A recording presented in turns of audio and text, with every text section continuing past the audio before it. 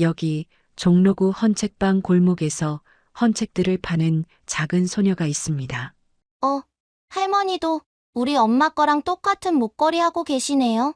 소녀가 정의를 올려다보며 깜짝 놀란 표정을 지었어요. 그리고는 자신의 목을 가리키며 이렇게 말했습니다. 정의는 순간 숨이 막혔어요. 30년 전 기억이 번개처럼 머릿속을 스쳤거든요. 실버 체인에 작은 별 펜던트가 달린 그 목걸이.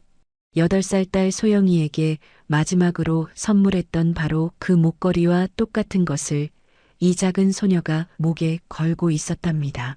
30년간 출판업계를 이끌어온 베테랑 사업가답게 언제나 바쁜 일정을 소화하던 그녀가 그날만큼은 왠지 천천히 걸어보고 싶었었는데 이 작은 결정이 인생을 다시 한번 바꾸는 사건이 되었습니다. 이 영상이 마음에 드셨다면 구독과 좋아요 부탁드립니다. 어디서 시청하시는지 댓글로 알려주세요. 여러분의 한마디가 매일 사연 제작에 큰 힘이 됩니다. 정의를 만나기 하루 전 서진이는 새벽 6시에 눈을 떴어요.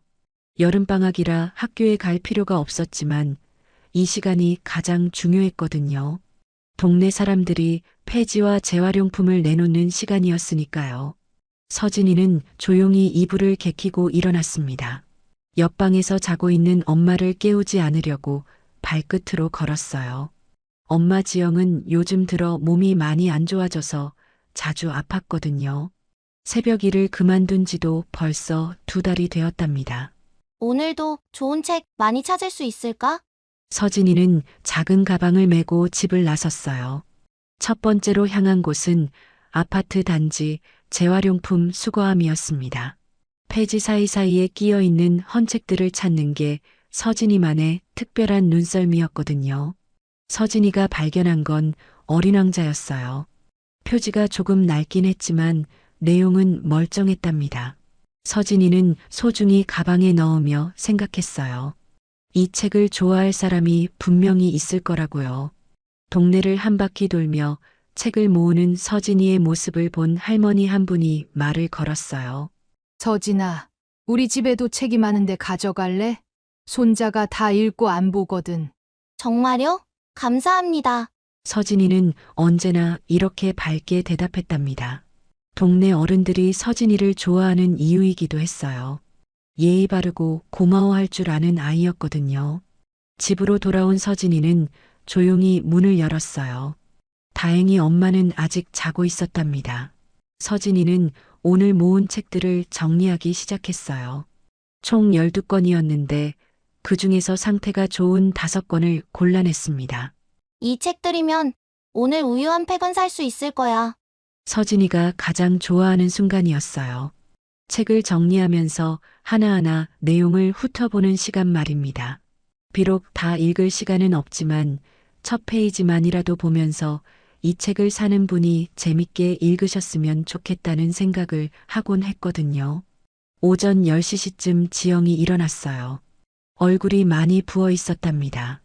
요즘 들어 더 심해진 증상이었어요. 서진아, 엄마가 늦게 일어났네. 아침 아직 못 먹었지? 엄마가 얼른 밥 해줄게. 엄마 괜찮아요. 옆집 할머니께서 빵 주셔서 먹었어요. 지영이는 괜찮다는 듯이 웃어 보였지만 서진이는 알고 있었어요. 엄마가 밤새 화장실을 자주 오가는 소리를 들었거든요. 엄마, 오늘 헌책방 골목에 가서 책 팔고 올게요. 서진아, 너무 무리하지 마. 엄마가 곧 다시 일할 수 있을 거야. 지영이는 딸을 안쓰럽게 바라봤어요. 11살 아이가 집안 살림을 걱정하는 모습이 마음 아팠거든요. 지금 몸이 안 좋아 일을 나갈 수 없어서 나라에서 주는 기초생활비가 전부인 상황이라 어떻게 할 수가 없었어요.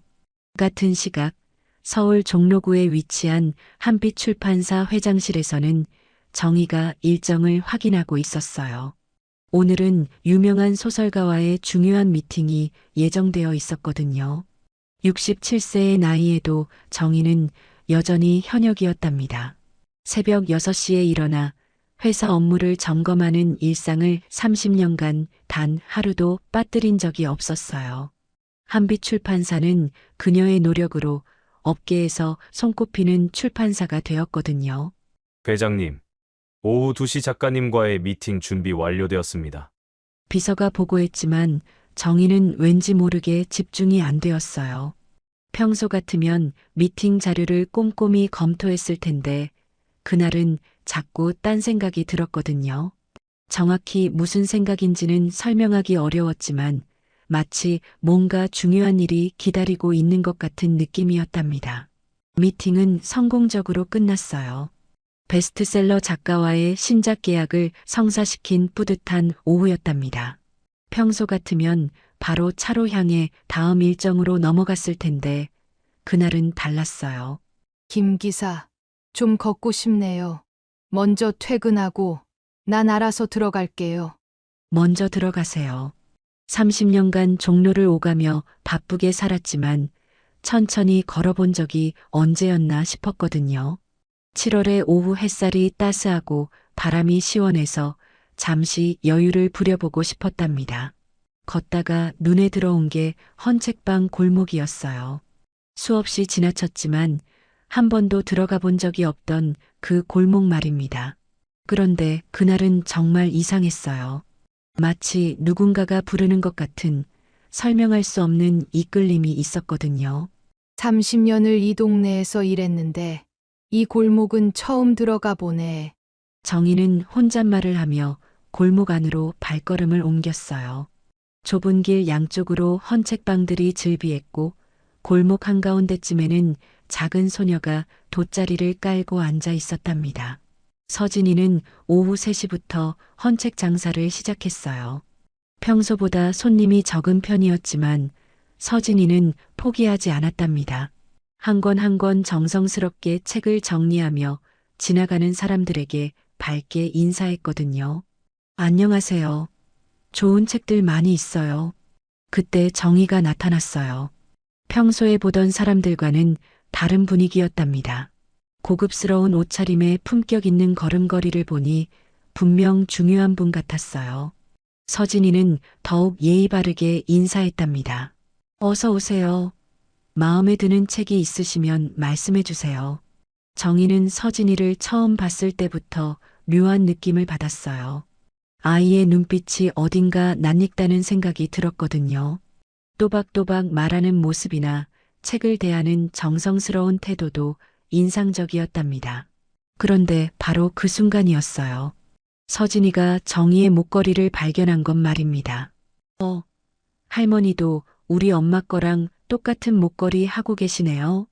서진이의 말에 정희는 깜짝 놀랐어요. 그리고 서진이의 목을 자세히 보니 정말로 똑같은 목걸이가 걸려 있었거든요. 실버 체인에 작은 별 펜던트. 30년 전 8살 딸 소영이에게 마지막으로 선물한 바로 그 목걸이였답니다. 이 목걸이는 어디서 났니? 정희의 목소리가 떨렸어요. 30년간 잊으려 해도 잊을 수 없었던 그 목걸이가 눈앞에 나타났거든요. 서진이는 자신의 목걸이를 만지며 대답했어요. 엄마가 어릴 때부터 하고 계셨어요. 엄마 보물이래요. 저한테도 똑같은 걸 해주셨거든요. 정희는 순간 어지러웠어요. 30년 전 딸을 잃은 그날이 생생히 떠올랐거든요. 놀이터에서 잠깐 한눈 팔던 사이 소영이는 흔적도 없이 사라져버렸었어요. 그때 소영이가 목에 걸고 있던 게 바로 이 목걸이였답니다. 혹시 너희 엄마 성함이 뭐니? 이지영이요. 저는 박서진이에요. 서진이는 천진하게 대답했지만 정희의 머릿속은 복잡했어요. 이지영, 소영이의 본명은 한소영이었거든요. 하지만 30년이라는 시간이 흐르는 동안 성이 바뀔 수도 있는 일이었어요. 정희는 서진이가 그날 팔고 있던 5권의 헌책을 모두 샀어요. 어린 왕자, 해리포터, 아낌없이 주는 나무, 책값으로 5만 원을 건넸답니다. 할머니, 너무 많이 주셨어요. 책값은 2만 원이면 되는데요. 아니야, 괜찮다. 좋은 책들이니까. 정희는 서진이의 밝은 미소를 보며 마음이 뭉클했어요. 혹시 이 아이의 엄마가 자신이 30년간 찾아 헤맨 소영이라면? 하지만 섣불리 확신할 수는 없었거든요. 서진아, 엄마는 지금 어디 계시니? 집에서 쉬고 계세요. 요즘 몸이 안 좋으셔서요. 서진이의 대답에 정희는 더욱 마음이 아팠어요. 만약 정말 소영이라면 지금까지 얼마나 힘들게 살았을까 하는 생각이 들었거든요. 혹시 너희 집이 어디니? 나중에 인사드리고 싶구나. 서진이는 잠시 망설였어요. 엄마가 낯선 사람은 조심하라고 했던 말이 떠올랐거든요. 하지만 정희의 따뜻한 눈빛을 보니 나쁜 사람 같지는 않았답니다. 종로구동이요. 하지만 엄마가 많이 아프셔서. 그래, 알겠다. 서진아, 너 정말 착한 아이구나. 정희는 서진이의 머리를 쓰다듬었어요. 그 순간 30년 전 소영이를 쓰다듬던 느낌이 되살아났거든요. 같은 나이, 비슷한 눈빛, 그리고 무엇보다 그 목걸이까지. 할머니는 무슨 일 하세요? 책을 만드는 일을 한단다. 서진이처럼 책을 좋아하는 사람들을 위해서. 와, 정말요? 저도 책 정말 좋아해요. 팔기만 하는 게 아니라 읽는 것도 좋아한다고요. 서진이의 눈이 반짝반짝 빛났어요. 정희는 그 모습에서 어린 시절 소영이를 보는 것 같았답니다. 소영이도 책을 정말 좋아했거든요. 서진아, 내일도 여기서 책 팔 거니? 네, 매일 와요. 엄마 치료비도 모아야 하거든요. 서진이의 대답에 정희의 가슴이 먹먹해졌어요. 11살 아이가 엄마 치료비를 걱정하며 혼자 돈을 벌고 있다니요. 만약 이 아이가 정말 자신의 손녀라면 지금까지 얼마나 힘들게 살았을까 하는 생각에 눈물이 날 것 같았답니다. 정희는 서진이와 헤어진 후에도 그 자리에서 한참을 서 있었어요. 목걸이, 나이, 그리고 무엇보다 서진이를 봤을 때 느꼈던 그 묘한 친근감까지. 모든 게 우연의 일치라고 하기엔 너무 많은 것들이 맞아떨어졌거든요. 정희는 회사로 돌아가는 길에 30년 전 그날을 떠올렸어요. 1995년 7월 15일 토요일 오후였답니다. 남편과 함께 8살 소영이를 데리고 놀이터에 갔었거든요. 그날 소영이는 새로 받은 목걸이를 무척 자랑스러워했어요. 실버 체인에 작은 별 펜던트가 달린 특별한 목걸이였거든요. 정희가 소영이 8살 생일 선물로 특별히 주문 제작한 것이었답니다. 놀이터에서 소영이는 그네를 타며 신나게 놀았어요. 정희와 남편은 벤치에 앉아 딸의 모습을 지켜보고 있었거든요. 그런데 잠깐, 정말 잠깐 한눈을 팔았을 뿐이었어요. 남편이 회사 전화를 받는 동안 정희도 가방에서 뭔가를 찾고 있었답니다. 고개를 들었을 때 소영이는 이미 사라진 후였어요. 그네는 혼자 흔들리고 있었고 소영이의 모습은 어디에도 보이지 않았거든요. 정희와 남편은 미친 듯이 소영이를 찾아 헤맸답니다. 경찰도 신고했고 실종자 수색도 했지만 아무런 단서를 찾을 수 없었어요. 마치 소영이가 공중으로 사라진 것 같았거든요. 유일한 증거는 놀이터 CCTV에 찍힌 소영이의 마지막 모습뿐이었답니다. 목에 별 모양 목걸이를 한 채로 그네에서 내려가는 모습이었어요. 그 후 정희와 남편은 모든 걸 다 바쳐 소영이를 찾으려 했답니다. 사설탐정도 고용하고 전국의 고아원과 보육시설을 다 돌아다녔어요. 하지만 소영이의 흔적은 찾을 수 없었거든요. 5년 후 남편이 세상을 떠났어요. 딸을 잃은 슬픔과 자책감을 견디지 못했던 거죠. 정희는 혼자 남겨졌지만 포기하지 않았답니다. 30년간 단 하루도 소영이를 잊은 적이 없었어요.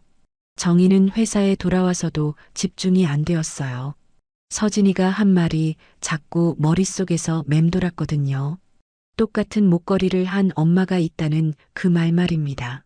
그날 밤 정희는 30년간 간직해온 소영이의 사진들을 꺼내봤어요. 8살 때 찍은 마지막 사진에서 소영이는 그 목걸이를 하고 환하게 웃고 있었답니다. 그리고 서진이를 떠올려 보니 눈매나 웃는 모습이 어딘가 소영이와 닮아 있는 것 같았어요. 설마 우연의 일치겠지. 정희는 스스로를 달래려 했지만 마음 한구석에서는 희망이 싹트고 있었답니다. 만약 정말 소영이가 살아있다면, 그리고 서진이가 자신의 손녀라면 상상만으로도 가슴이 뛰었거든요. 다음 날 정희는 평소보다 일찍 회사를 나왔어요. 서진이를 다시 만나보고 싶었거든요. 그리고 가능하다면 서진이의 엄마 지영도 만나보고 싶었답니다. 헌책방 골목에 도착하니 서진이가 어제와 같은 자리에 앉아 있었어요. 오늘은 어제보다 더 많은 책을 가져왔더군요. 서진아, 안녕. 아, 어제 책 사주신 할머니네. 안녕하세요. 서진이는 정희를 알아보고 반갑게 인사했어요. 정희는 서진이 옆에 앉으며 자연스럽게 대화를 이어갔답니다. 오늘은 책이 더 많네. 어디서 구했니? 동네 할머니들이 주셨어요. 다들 저한테 잘해주세요. 서진이는 환하게 웃으며 대답했어요. 정희는 그 웃음에서 또다시 소영이의 모습을 봤답니다. 소영이도 서진이처럼 밝고 예의 바른 아이였거든요. 정희는 조심스럽게 질문을 이어갔어요. 서진이의 가족 상황, 엄마의 건강 상태, 그리고 무엇보다 그 목걸이에 대해 더 자세히 알고 싶었거든요. 엄마가 그 목걸이를 언제부터 하고 계셨니? 제가 기억하기론 계속이요. 엄마가 어릴 때부터 했다고 하셨거든요. 서진이의 대답에 정희의 가슴이 두근거렸어요. 만약 지영이 정말 소영이라면 실종 당시 8살이었으니까 지금 41살이 맞을 거였거든요. 그리고 서진이가 11살이라면 지영이 30살에 낳은 아이가 되는 셈이었어요. 정희는 그날도 서진이의 책을 모두 사주며 집으로 돌아갔답니다. 하지만 마음은 전혀 편하지 않았어요. 30년간 찾아 헤맨 딸이 바로 코앞에 있을지도 모른다는 생각에 밤잠을 이룰 수 없었거든요. 며칠 후 정희는 결심했어요. 오랜 친구이자 변호사인 정혜욱에게 도움을 요청하기로 한 거죠. 혼자서는 감당하기 어려운 일이라는 걸 알았거든요. 혜욱아, 부탁이 있어. 전화를 받은 정혜욱은 정희의 떨리는 목소리를 듣고 심상치 않음을 느꼈답니다. 30년간 알고 지낸 친구였지만 이렇게 흔들리는 정희를 본 적은 없었거든요. 정희는 정혜욱에게 모든 상황을 설명했어요. 헌책방에서 만난 서진이, 똑같은 목걸이, 그리고 지영이라는 엄마의 이름까지 모든 걸 들은 정혜욱도 놀라지 않을 수 없었답니다. 다음 날부터 본격적인 조사가 시작되었어요. 정희의 30년 기다림이 끝날 수 있을지 아니면 다시 한번 좌절을 맛봐야 할지는 아무도 알 수 없었답니다. 하지만 한 가지 확실한 건 운명의 톱니바퀴가 돌기 시작했다는 것이었어요. 정혜욱은 30년간 변호사로 일하며 수많은 복잡한 사건들을 다뤄왔지만 친구 정희의 부탁만큼 조심스러운 일은 없었어요. 실종된 딸을 찾는 일이라니 자칫 잘못하면 모든 사람에게 상처만 남길 수 있는 일이었거든요. 정희야, 정말 신중하게 접근해야 해. 30년이라는 시간이 흘렀잖아. 정혜욱은 우선 이지영이라는 이름으로 기본적인 신원조사를 시작했어요. 종로구 주민등록상에서 이지영을 찾아보니 흥미로운 사실들이 드러났답니다. 41세, 미혼모, 그리고 가장 중요한 건 8세 이전의 기록이 전혀 없다는 점이었어요. 보통 사람이라면 출생신고부터 시작해서 예방접종 기록, 유치원 기록 등이 남아있기 마련인데 지영의 경우는 달랐어요. 마치 8세에 갑자기 세상에 나타난 것 같았거든요. 정혜욱은 고개를 갸우뚱했답니다. 8세부터의 기록을 보면 서울 소재 한 고아원에서 자란 것으로 나와 있었어요. 그 고아원은 30년 전에도 운영되고 있던 곳이었거든요. 정혜욱은 바로 그 고아원을 찾아갔어요. 다행히 30년 전 기록들이 보관되어 있었답니다. 원장 할머니는 이미 은퇴했지만 당시 보육사로 일했던 분이 아직 그곳에서 근무하고 있었거든요. 이지영이요? 기억해요. 참 똑똑하고 예쁜 아이였는데 보육사 선생님의 기억에 따르면 지영이는 8세 때 경찰에 의해 고아원에 맡겨졌답니다. 길을 헤매고 있는 걸 발견되었는데 자신이 누구인지 어디서 왔는지 전혀 기억하지 못했어요. 심한 충격으로 인한 기억상실이었던 것 같다고 했거든요. 그 아이가 목에 걸고 있던 목걸이가 특이했어요. 실버 체인에 별 모양 펜던트가 달린 보육사 선생님의 말에 정혜욱은 소름이 돋았어요. 정희에게서 들은 목걸이 묘사와 정확히 일치했거든요. 정혜욱의 조사는 계속되었어요. 고아원 기록을 더 자세히 살펴보니 놀라운 사실이 하나 더 발견되었답니다. 지영이 고아원에 맡겨졌을 때 가지고 있던 물건 목록에 곰돌이 열쇠고리가 적혀 있었거든요. 정혜욱은 정희에게 즉시 전화를 걸었어요. 30년 전 소영이가 실종될 때 가지고 있던 물건 중에 곰돌이 열쇠고리가 있었는지 확인하려고 했거든요. 그래, 있었어. 소영이가 정말 아꼈던 곰돌이 열쇠고리가 있었어. 정희의 목소리가 떨렸어요.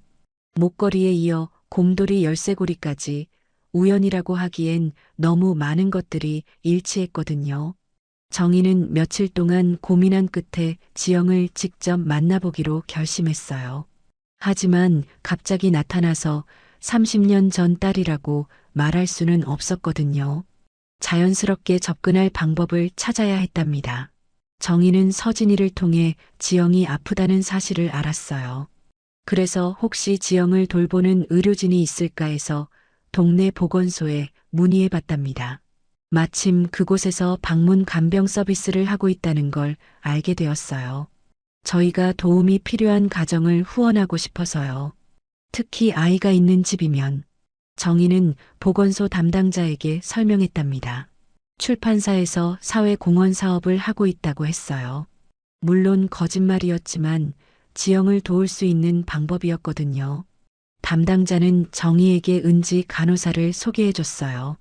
은지가 바로 지영과 서진이를 담당하고 있다는 설명과 함께였답니다. 그 가정이 정말 어려운 상황이에요. 엄마는 신장질환으로 일을 못하시고 11살 딸이 혼자 생계를 꾸려가고 있거든요. 담당자의 설명을 들은 정희는 마음이 더욱 아팠어요. 만약 정말 자신의 딸과 손녀라면 지금까지 얼마나 힘들게 살았을까 하는 생각이 들었거든요. 정희는 은지와 만나기로 약속을 잡았답니다. 며칠 후 병원 근처 카페에서 만났는데 은지는 정희의 진심을 금세 느꼈어요. 실은 제가 서진이를 우연히 만났는데 그 아이가 너무 안타까워서요. 정희는 은지에게 헌책방에서 서진이를 만난 이야기를 했답니다. 11살 아이가 혼자 헌책을 팔며 엄마를 돌보는 모습을 보고 도움을 주고 싶어졌다고 설명했어요. 정말 좋은 분이시네요. 사실 지영 씨 상태가 많이 안 좋아서 걱정이 컸어요. 은지의 설명을 들으니 지영의 상황이 생각보다 심각했답니다. 신장 기능이 20% 미만으로 떨어져서 언제 응급 상황이 발생할지 모르는 상태였어요. 혹시 제가 치료비를 도와드릴 수 있을까요? 정희의 제안에 은지는 잠시 고민했어요. 환자 가족도 아닌 분이 갑자기 나타나서 치료비를 대겠다고 하니 의아했거든요. 죄송하지만 어떤 이유로 도움을 주시려는 건가요? 정희는 대답을 망설였어요. 아직 확실하지 않은 상황에서 30년 전 잃어버린 딸일지도 모른다는 말을 할 수는 없었거든요. 그냥 서진이가 너무 기특해서요. 저도 딸이 있었는데. 정희의 말이 끝나지 않았지만 은지는 무언가를 느꼈답니다. 정희의 눈빛에서 깊은 슬픔과 그리움을 봤거든요. 지영은 요즘 들어 몸이 급격히 안 좋아지고 있었어요. 신장 기능이 떨어지면서 부종이 심해졌고 소변량도 현저히 줄어들었답니다. 병원에서는 투석 치료를 권했지만 경제적 여건상 엄두도 낼 수 없는 상황이었거든요. 엄마 괜찮아요? 서진이가 걱정스러운 얼굴로 물어볼 때마다 지영은 괜찮다며 웃어 보였지만 사실은 매일이 고통스러웠답니다. 밤에는 잠을 제대로 이루기 어려웠고 낮에도 기운이 없어서 누워있는 시간이 많아졌어요. 더 힘든 건 서진이가 자신 때문에 고생하는 모습이었답니다. 11살 아이가 매일 새벽부터 일어나 폐지를 줍고 헌책을 팔아서 생계를 마련하고 있으니까요. 서진아, 엄마가 빨리 나와서 다시 일할게. 지영이 말할 때마다 서진이는 환하게 웃으며 대답했어요. 엄마는 쉬기만 하면 돼요. 제가 돈 벌 수 있어요. 하지만 지영은 알고 있었답니다. 자신의 병이 단순히 쉰다고 나을 수 있는 게 아니라는 걸 말입니다. 의사는 이미 신장 이식이 필요하다고 했거든요. 하지만 그런 돈이 어디 있겠어요. 은지 간호사가 일주일에 2번씩 집으로 방문해서 지영의 상태를 확인해주고 있었답니다. 동네 보건소에서 파견된 것이었지만 은지는 지영과 서진이 모녀에게 각별한 관심을 가지고 있었어요. 지영 씨, 상태가 많이 안 좋아졌네요. 정말 큰 병원에서 정밀 검사 받아보셔야 해요. 은지가 말할 때마다 지영은 고개를 저었답니다. 병원비가 부담스러웠거든요. 하지만 은지는 포기하지 않고 계속 설득했어요. 아이를 위해서라도 건강을 챙기셔야죠. 지영은 요즘 들어 이상한 꿈을 자주 꾸고 있었어요. 버스 안에서 졸다가 깜짝 놀라며 깨는 꿈이었답니다. 꿈속에서는 항상 누군가가 자신을 부르는 목소리가 들렸거든요. 소영아, 소영아. 하지만 깨고 나면 누가 자신을 그 이름으로 불렀는지 기억이 나지 않았어요. 지영은 그저 이상한 꿈 정도로 생각했답니다. 은지 간호사가 방문했을 때 지영이 무의식 중에 중얼거리는 말을 들었어요. 버스에서 잠들면 안 돼. 엄마가 걱정하실 거야. 은지는 깜짝 놀랐답니다. 지영이 평소에 하지 않던 말이었거든요. 그리고 목소리 톤도 마치 어린아이 같았어요. 지영 씨, 방금 뭐라고 하셨어요? 지영은 당황한 표정을 지었답니다. 자신이 무슨 말을 했는지 전혀 기억이 나지 않았거든요. 은지가 버스에서 잠들면 안 된다고 했다고 말해주자 지영은 고개를 갸우뚱했어요. 왜 그런 말을 했는지 이해할 수 없었답니다. 하지만 그 말을 들으니 왠지 모르게 가슴이 먹먹해졌어요. 며칠 후 은지가 지영을 돌보던 중에 우연한 발견이 있었어요. 지영이 옷을 갈아입는 걸 도와주다가 왼쪽 어깨에 있는 작은 흉터를 봤거든요. 달 모양으로 생긴 특이한 흉터였답니다. 지영 씨, 이 흉터는 언제 생긴 거예요? 지영은 자신의 어깨를 내려다봤어요. 어릴 때부터 있던 흉터라는 건 알고 있었지만 언제 어떻게 생겼는지는 기억이 나지 않았답니다. 잘 모르겠어요. 어릴 때부터 있었던 것 같은데. 은지는 그 흉터가 왠지 자연스럽게 생긴 게 아니라 사고로 인한 것 같다는 생각이 들었어요. 그런데 지영이 기억을 못한다는 게 이상했거든요. 그날 저녁 은지는 정희에게 연락했답니다. 며칠 전 만났을 때 정희가 서진이를 도와주고 싶어하는 이유를 물어봤을 때 저도 딸이 있었는데 라고 말하다가 멈췄던 게 계속 마음에 걸렸거든요.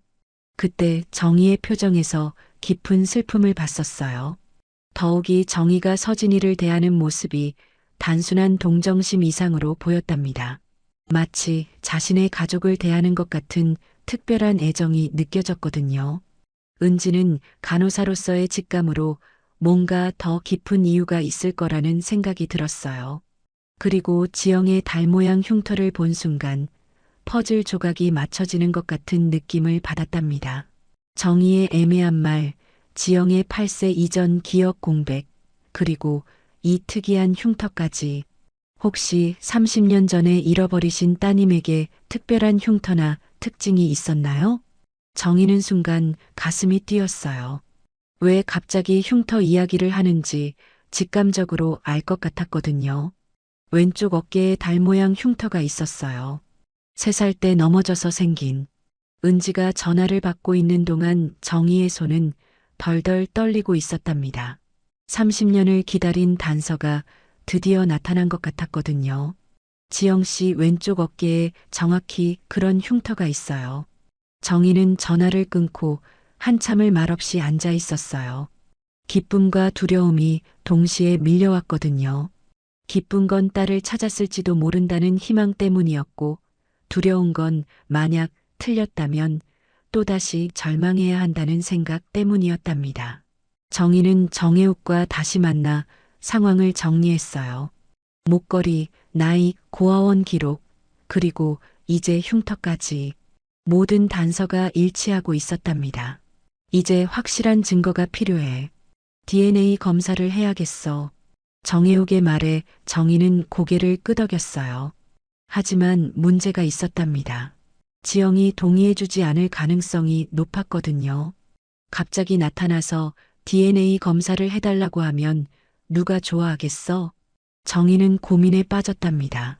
어떻게 하면 지영에게 상처 주지 않으면서도 진실을 확인할 수 있을까 하는 생각뿐이었어요. 그때 은지가 좋은 아이디어를 제안했답니다. 서진이의 건강검진을 명목으로 자연스럽게 접근하는 방법이었어요. 저소득층 아동 건강검진 프로그램이 있다고 설명하면서 그 과정에서 가족력 확인차, 간단한 검사를 받을 수 있다고 했거든요. 정희는 은지의 제안에 동의했답니다.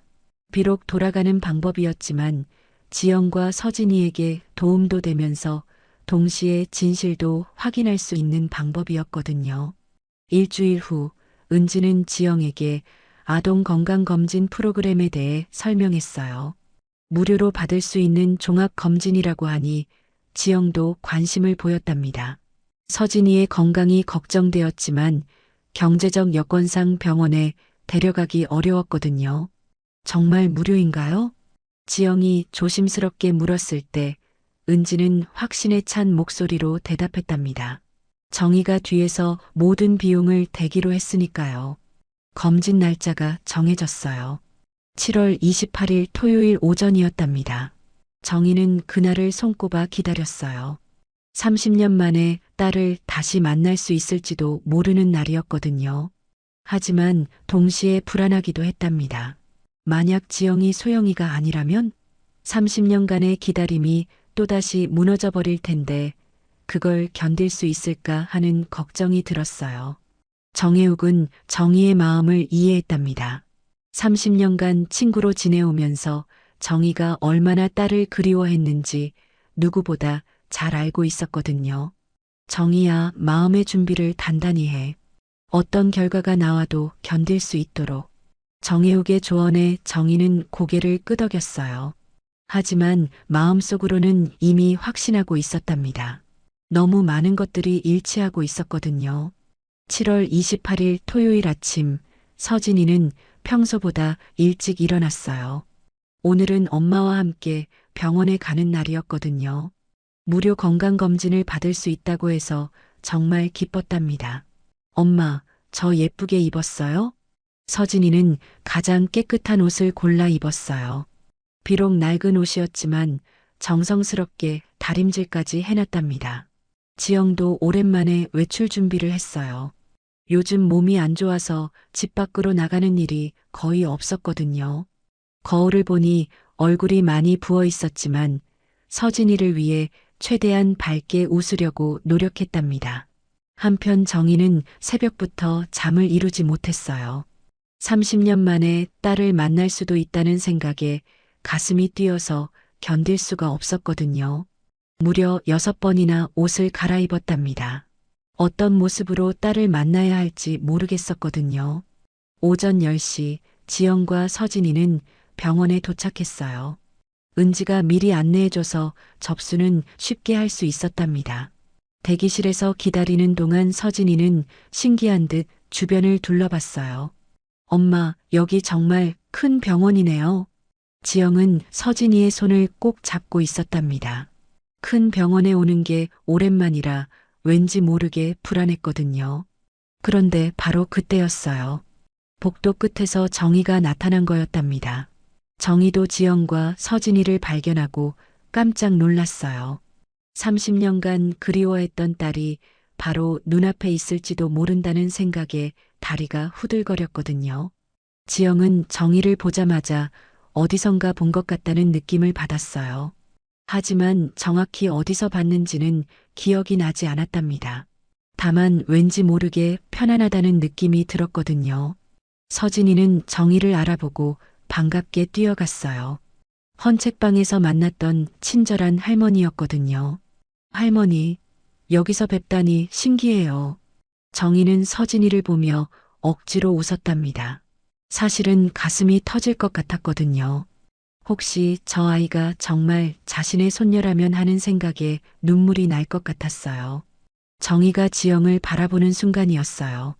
41세의 지영은 8살 때 잃어버린 소영이와 닮은 구석이 있었답니다. 특히 눈매가 그랬어요. 30년이라는 세월이 흘렀지만 여전히 소영이의 면형이 남아있는 것 같았거든요. 지영도 정희를 보며 묘한 감정을 느꼈어요. 처음 보는 분인데 왠지 낯설지 않았답니다. 오히려 마음이 따뜻해지는 느낌이었어요. 검진이 시작되었어요.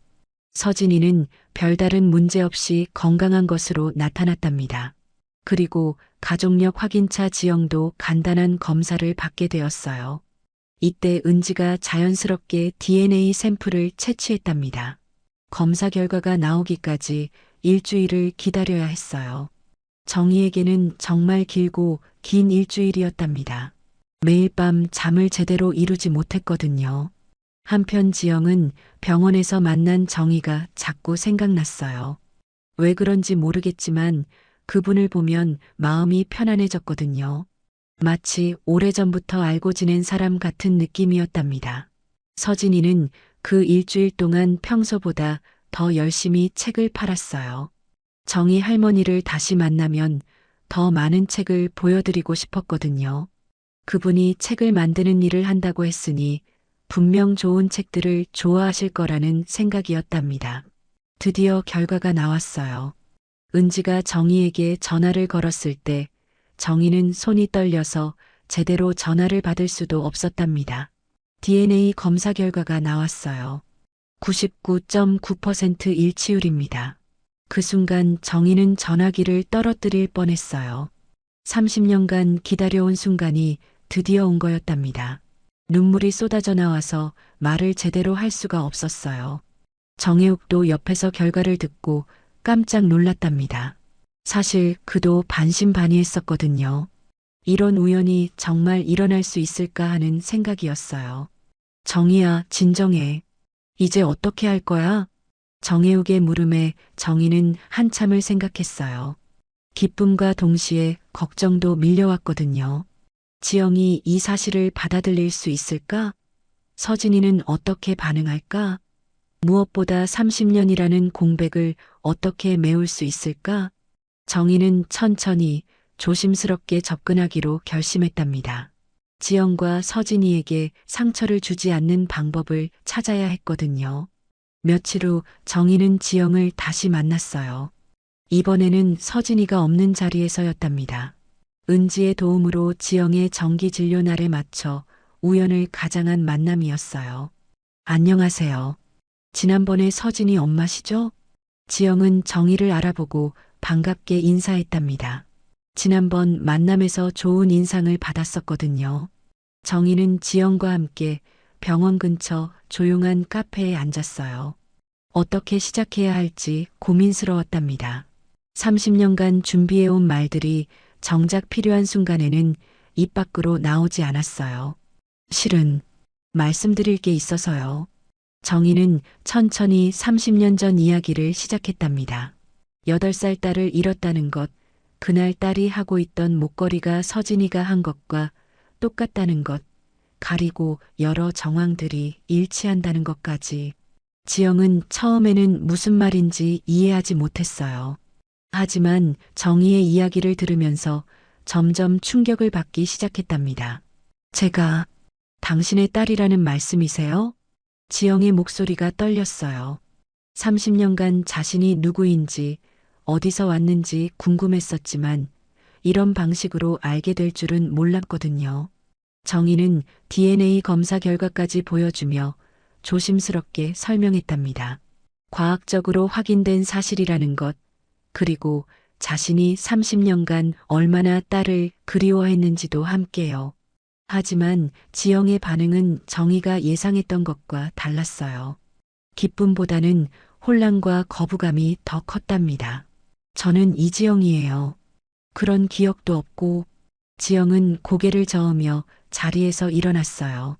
갑작스러운 진실 앞에서 어떻게 반응해야 할지 몰랐거든요.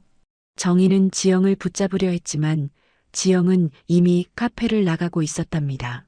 30년을 기다린 재회가 이렇게 끝나버릴 줄은 몰랐거든요.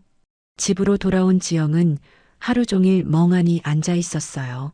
정희의 말이 사실이라면 자신의 지난 30년은 무엇이었을까 하는 생각이 들었거든요. 서진이가 헌책 장사를 마치고 집에 돌아왔을 때 지영은 여전히 같은 자리에 앉아 있었답니다. 엄마, 괜찮으세요? 얼굴이 안 좋아 보여요. 서진이의 걱정스러운 목소리에 지영은 겨우 정신을 차렸어요. 하지만 서진이에게 어떻게 설명해야 할지 막막했답니다. 서진아, 만약의 말인데 우리에게 다른 가족이 있다면 어떨 것 같아? 지영의 갑작스러운 질문에 서진이는 고개를 갸우뚱했어요. 다른 가족이요? 우리는 엄마랑 저뿐인데요. 서진이의 천진한 대답에 지영은 더욱 혼란스러웠답니다. 11년간 둘이서만 살아온 평범한 일상이 갑자기 흔들리는 것 같았거든요. 그 후 며칠 동안 지영은 계속 정희의 말을 되새겼어요. 그러던 중 문득 자신의 목걸이를 자세히 살펴보게 되었답니다. 그동안 한 번도 주에 깊게 본 적이 없었는데 뒷면에 작은 글씨가 새겨져 있는 걸 발견했어요.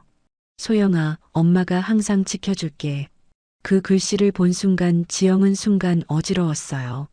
최근 꿈에서 들었던 목소리와 똑같은 내용이었거든요. 머릿속에서 무언가가 번개처럼 스쳐 지나갔지만 명확하게 잡을 수는 없었답니다. 지영은 혼란스러워했어요. 분명 처음 보는 이름인데 왠지 모르게 자신의 이름 같다는 느낌이 들었거든요. 그날 밤 지영은 평소와 다른 꿈을 꾸었어요. 놀이터에서 그네를 타는 어린 자신의 모습이었답니다. 목에는 별 모양 목걸이를 하고 있었고 옆에서는 누군가가 자신을 바라보며 웃고 있었어요. 꿈속에서 들린 목소리가 너무나 따뜻했답니다. 지영은 그 목소리를 향해 뛰어가려 했지만 갑자기 모든 게 흐려지면서 꿈에서 깼어요. 깨어난 지영은 뺨에 눈물이 흐르고 있다는 걸 발견했답니다. 왜 우는지도 모르겠지만 가슴 한구석이 뜨겁게 달아올랐어요. 며칠 후 지영이 오래된 서랍을 정리하던 중에 낡은 곰돌이 열쇠고리를 발견했어요. 언제부터 가지고 있었는지 기억은 나지 않았지만 왠지 모르게 버릴 수 없어서 계속 간직해왔던 것이었답니다. 지영은 곰돌이 열쇠고리를 손에 쥐고 있으니 마음이 편안해졌어요. 마치 어릴 때 소중히 여겼던 장난감 같은 느낌이었거든요. 그때 서진이가 방으로 들어왔답니다. 엄마, 그거 어디서 났어요? 정말 귀여워요. 서진이가 곰돌이 열쇠고리를 보며 신기해하자 지영은 문득 정희의 말이 떠올랐어요. 30년 전 잃어버린 딸이 가지고 있던 물건들에 대한 이야기 말입니다. 지영은 은지에게 연락해서 정희의 연락처를 달라고 했어요. 더 이상 피할 수만은 없다는 생각이 들었거든요.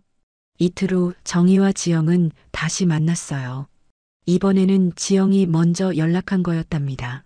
조용한 공원 벤치에서 만났는데 두 사람 모두 긴장한 모습이었어요. 지영은 곰돌이 열쇠고리를 꺼내 보였답니다. 이것도 그때 제가 가지고 있던 건가요? 정희는 그 곰돌이 열쇠고리를 보자마자 눈물이 터졌어요. 30년 전 소영이가 가장 아꼈던 바로 그것이었거든요. 소영아, 정말 우리 소영이구나. 정희가 울먹이며 말했지만 지영은 여전히 혼란스러워했답니다.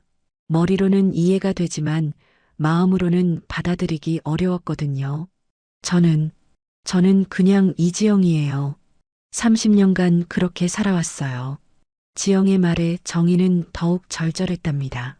딸이 자신의 정체성을 부정하는 모습이 너무 안타까웠거든요. 정희는 30년 전 그날의 진실을 모두 설명했답니다. 놀이터에서 잠깐 한눈판 사이 소영이가 사라졌다는 것, 30년간 하루도 빠짐없이 찾아 헤맸다는 것, 가리고 포기한 적이 단 한 번도 없었다는 것까지. 하지만 지영은 여전히 받아들이기 어려워했어요. 너무 갑작스러웠고 30년이라는 공백을 하루아침에 받아들이기에는 마음의 준비가 되어 있지 않았거든요. 제가 정말 당신 딸이라면 왜 그때 지켜주지 못했죠? 지영의 질문에 정희는 가슴이 찢어질 것 같았어요. 딸이 30년간 자신이 버려졌다고 생각하며 살아왔다는 사실이 너무 아팠거든요. 저는 30년간 이지영으로 살아왔어요. 갑자기 소영이라고 불리는 게 어색해요. 지영의 말에서 정희는 깊은 상처를 느꼈답니다. 딸을 찾았지만 진짜 가족이 되기까지는 아직 멀었다는 걸 깨달았거든요. 그 후 일주일 동안 지영은 정희의 연락을 피했어요. 진실을 받아들이기에는 너무 복잡한 감정들이 얽혀 있었거든요.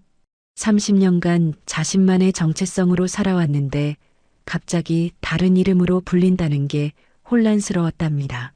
더욱이 서진이에게 어떻게 설명해야 할지도 막막했어요.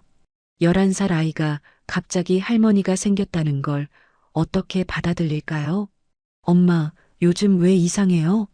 자꾸 멍하니 있고. 서진이가 물어볼 때마다 지영은 대답하기 어려웠답니다.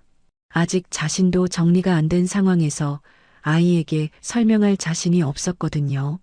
정희는 매일 헌책방 골목에 나가서 서진이를 봤어요. 하지만 지영의 의중을 존중해서 서진이에게는 아무 말도 하지 않았답니다. 다만 평소보다 더 많은 책을 사주며 서진이를 아꼈어요.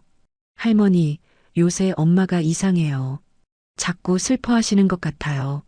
서진이의 말에 정희는 마음이 아팠답니다. 자신 때문에 지영이 힘들어하고 있다는 걸 알았거든요. 정희와 지영 사이의 거리는 좁혀지지 않았고 오히려 더 깊어져만 갔답니다. 30년을 기다린 재회가 이렇게 어려울 줄은 몰랐거든요.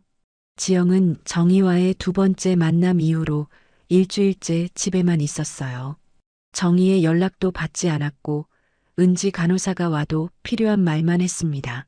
마치 자신만의 세계로 숨어 들어간 것 같았거든요. 30년간 자신이 누구인지 모르고 살아왔다는 사실이 지영에게는 큰 충격이었어요.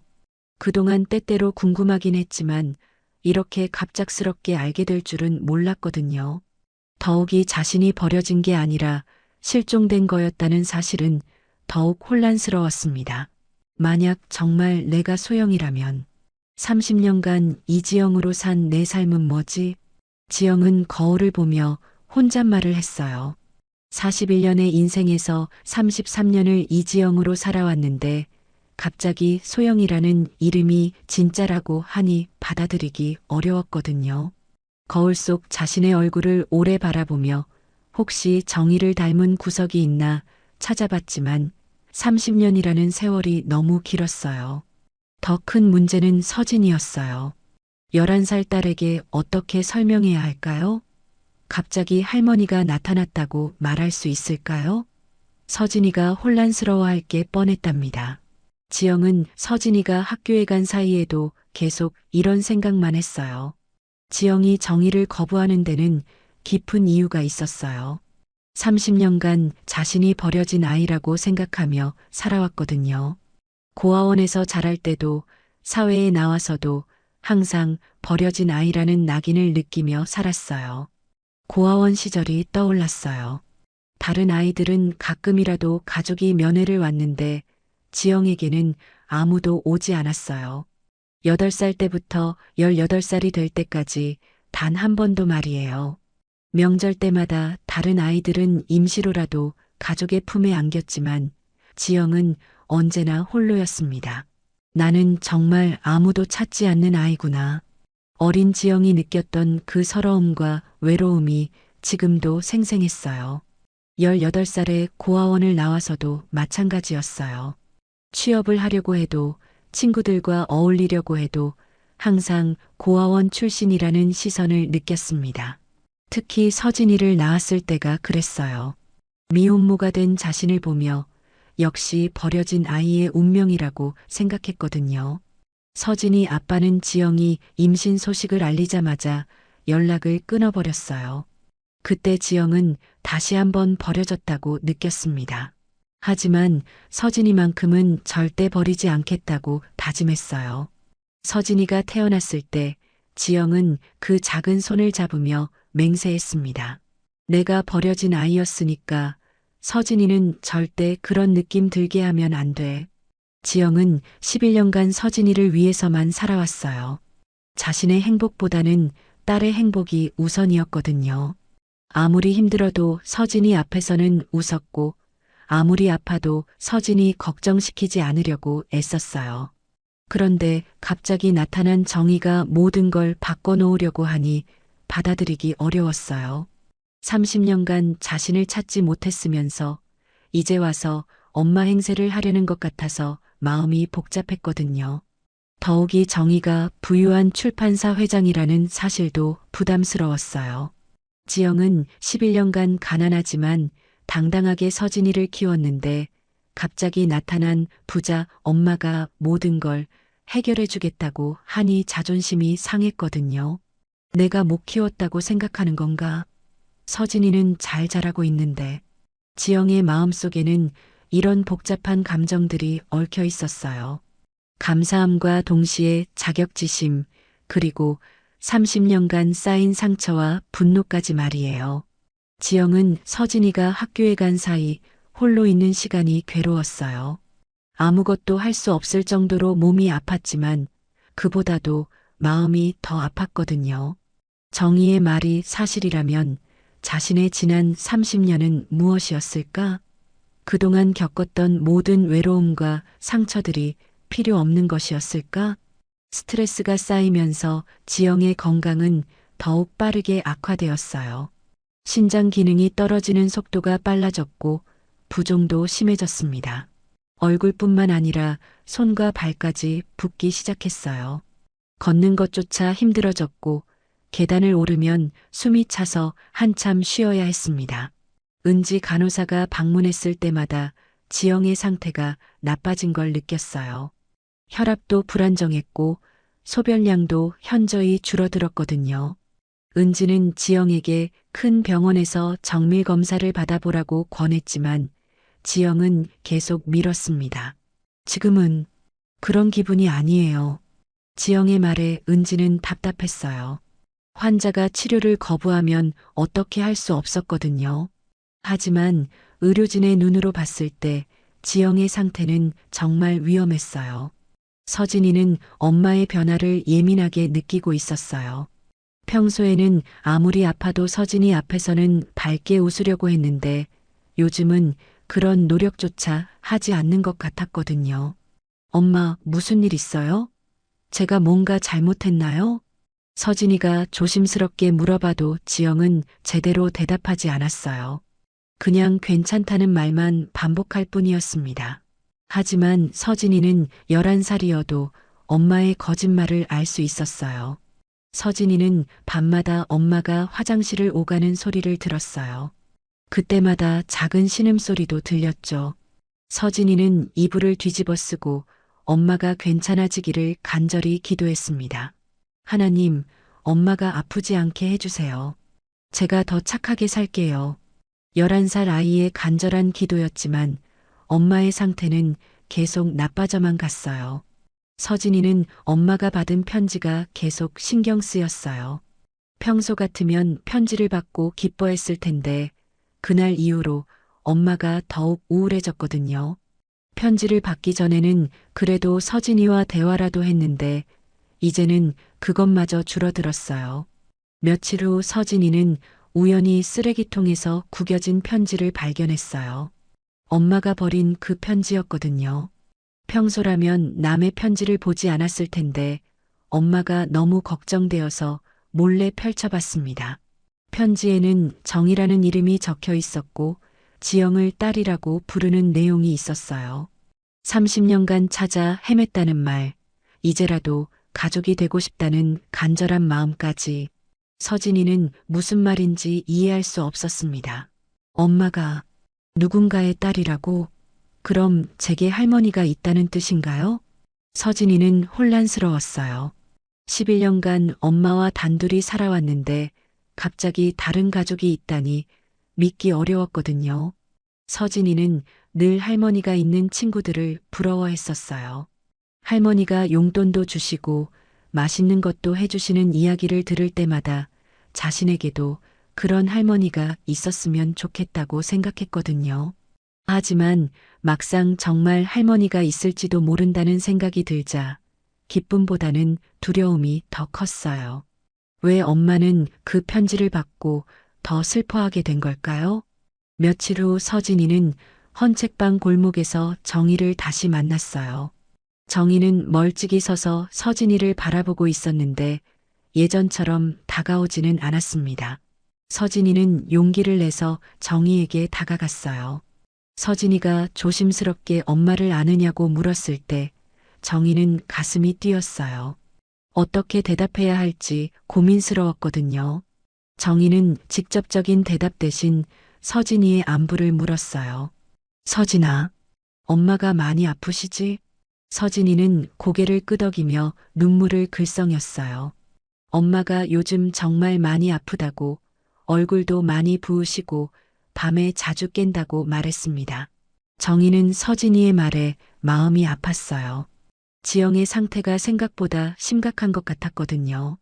서진이가 다시 할머니가 자신들을 도와주려고 하는 거냐고 물었을 때 정희는 한참을 망설이다가 대답했어요. 서진아, 어른들 일은 복잡한 거야.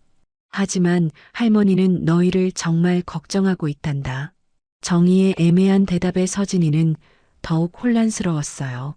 뭔가 숨겨진 이야기가 있는 것 같았지만 정확히 알 수는 없었습니다. 그날 서진이는 집에 돌아가서 엄마에게 조심스럽게 물어봤어요. 정희 할머니가 자신들을 안다고 하시던데 어떻게 알게 된 거냐고 했습니다. 지영은 서진이의 질문에 당황했어요. 아직 모든 걸 설명할 준비가 되지 않았거든요. 그냥 우연히 알게 된 분이라고 너무 신경 쓰지 말라고 했어요. 지영의 대답에 서진이는 뭔가 이상하다는 걸 느꼈어요. 하지만 더 이상 추궁할 수는 없었습니다. 엄마가 너무 힘들어 보였거든요. 서진이는 11살이지만 어른들보다 현실적이었어요. 엄마가 아프고 돈이 필요하다는 건 분명했거든요. 어른들이 복잡하게 생각하는 동안 자신이라도 뭔가 해야 한다고 생각했습니다. 서진이는 더욱 열심히 헌책을 모으기 시작했어요. 새벽 5시부터 일어나 동네 전체를 돌아다녔고 아파트 단지까지 확장해서 책을 구했어요. 평소에는 주저했던 상가 뒷골목까지 들어가며 책을 찾았습니다. 엄마 치료비를 더 많이 모아야 해. 서진이는 작은 공책에 매일 번 돈을 적어놨어요. 하루에 2만 원씩 벌면 한 달에 60만 원, 1년이면 720만 원. 계산을 해보니 너무 작은 금액이었지만 포기하지 않았습니다.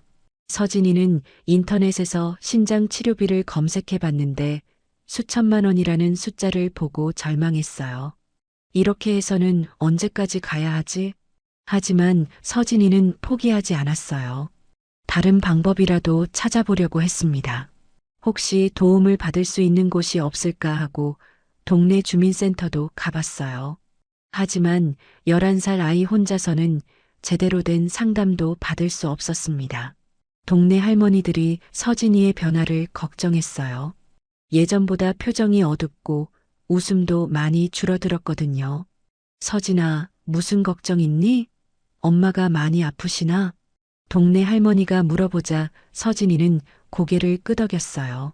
엄마가 자꾸 슬퍼하세요. 제가 돈을 더 많이 벌어야 하는데. 11살 아이의 말에 동네 할머니들은 마음이 아팠어요. 어린 나이에 너무 많은 짐을 지고 있는 것 같았거든요. 서진이는 밤마다 혼자 울곤 했어요. 엄마가 들을까봐 이불을 뒤집어 쓰고 조용히 울었어요. 11살 아이에게는 너무 무거운 짐이었거든요. 친구들은 학원에 가고 게임도 하고 있을 텐데 자신은 왜 이렇게 힘든 걸까 하는 생각도 들었어요. 하지만 서진이는 곧 그런 생각을 떨쳐냈어요. 엄마를 위해서라면 뭐든지 할 수 있었거든요. 엄마, 조금만 더 버텨주세요. 제가 꼭 도와드릴게요. 서진이는 잠들기 전에 항상 이렇게 혼잣말을 했어요. 정희는 지영의 거부감 때문에 직접적으로 도울 수는 없었지만 출판사 직원들을 동원해서 서진이를 간접적으로 도우기 시작했어요. 운전기사, 비서, 직원들이 차례로 나타나 서진이의 책을 사주고 좋은 헌책들을 가져다 주었습니다. 이런 좋은 책들이 이렇게 싸다니 전부 얼마니? 김 기사가 서진이의 책 5권을 모두 사면서 넉넉한 돈을 주자 서진이는 깜짝 놀랐어요. 평소보다 훨씬 많은 돈이었거든요. 다음 날에는 정희의 비서가 왔어요. 어머, 책을 파는구나. 우리 회사에 안 쓰는 책들이 많은데 줄까? 비서는 정희가 미리 준비한 깨끗한 헌책들을 서진이에게 건넸어요. 모두 상태가 좋은 책들이었습니다. 출판사 직원들도 차례로 나타났어요. 어떤 직원은 책을 사고 어떤 직원은 집에서 안 쓰는 책이라며 서진이에게 가져다 주었어요. 모두 정의의 지시를 받고 온 것들이었습니다. 서진이는 궁금했지만 고마웠어요. 평소보다 책이 잘 팔렸고 받는 책의 질도 좋아졌거든요. 덕분에 하루에 벌 수 있는 돈이 2배로 늘어났습니다. 신기해. 요즘 사람들이 갑자기 왜 이렇게 잘해주시지? 서진이는 혼자 중얼거렸지만 그 이유를 알 길은 없었어요. 하지만 정희의 마음은 조급했어요. 이런 간접적인 도움으로는 한계가 있었고 지영의 건강은 계속 나빠지고 있었거든요. 은지를 통해 들은 지영의 상태는 심각했어요. 신장 기능이 더욱 떨어져서 언제 응급 상황이 발생할지 모르는 수준이었습니다. 지영의 상태는 날이 갈수록 나빠졌어요. 부종이 온몸으로 퍼졌고 숨쉬기도 힘들어졌습니다. 밤에는 거의 잠을 이루지 못했고 낮에도 대부분 누워서 보냈어요. 지영은 거울을 볼 때마다 깜짝 놀랐어요.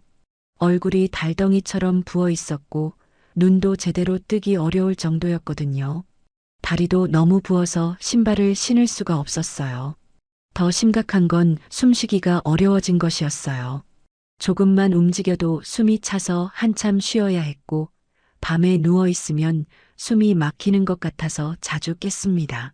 가슴이 답답하고 무거워서 견디기 힘들었어요. 서진이는 엄마의 변화가 심상치 않다는 걸 느꼈어요. 예전에는 아파도 서진이를 위해 밥을 차려줬는데 이제는 그럴 힘조차 없어 보였거든요. 간단한 라면도 서진이가 끓여 먹어야 했고 빨래도 서진이가 했어요. 엄마, 정말 괜찮으세요? 병원에 가는 게 어때요?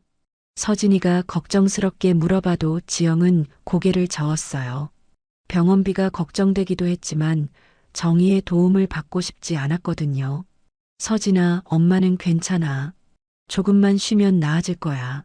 하지만 지영의 목소리는 점점 약해져 갔어요. 말하는 것조차 힘들어 보였습니다. 때로는 문장을 끝까지 말하지 못하고 숨을 고르는 일도 많았어요. 지영은 화장실 가는 것도 힘들어했어요. 몇 걸음 걷는 것만으로도 숨이 차서 벽에 기대야 했거든요. 소변량도 현저히 줄어들어서 하루 종일 화장실에 가지 않는 날도 있었어요.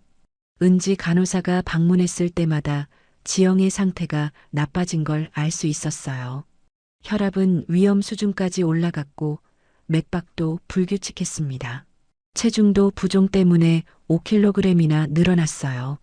지영 씨, 정말 위험해요. 이대로 두면 안 됩니다. 은지가 강하게 말해도 지영은 고집을 부렸어요. 지금은 치료받을 마음도 없고 정의의 도움도 받고 싶지 않다고 했거든요. 제가 30년간 혼자 살아왔는데 지금 와서 왜 도움을 받아야 하죠? 지영의 말에서 깊은 상처와 자존심이 느껴졌어요. 은지는 지영의 마음을 이해하면서도 의료진으로서는 그냥 놔둘 수 없었어요. 그런 어느 날 밤이었어요. 지영은 평소보다 더 숨이 차서 잠을 이루지 못하고 있었어요. 가슴이 너무 답답해서 자꾸 깨서 일어났다 누웠다를 반복했습니다. 새벽 3시쯤 지영은 화장실에 가려고 일어났어요. 하지만 몇 걸음 걷지도 못하고 어지러움을 느꼈습니다. 눈앞이 깜깜해지면서 균형을 잃었어요. 쿵! 지영이 화장실 바닥에 쓰러지는 소리가 작은 집안에 울렸습니다. 엄마, 엄마. 서진이는 그 소리에 잠에서 깼어요. 급히 화장실로 달려가니 엄마가 바닥에 쓰러져 있었습니다.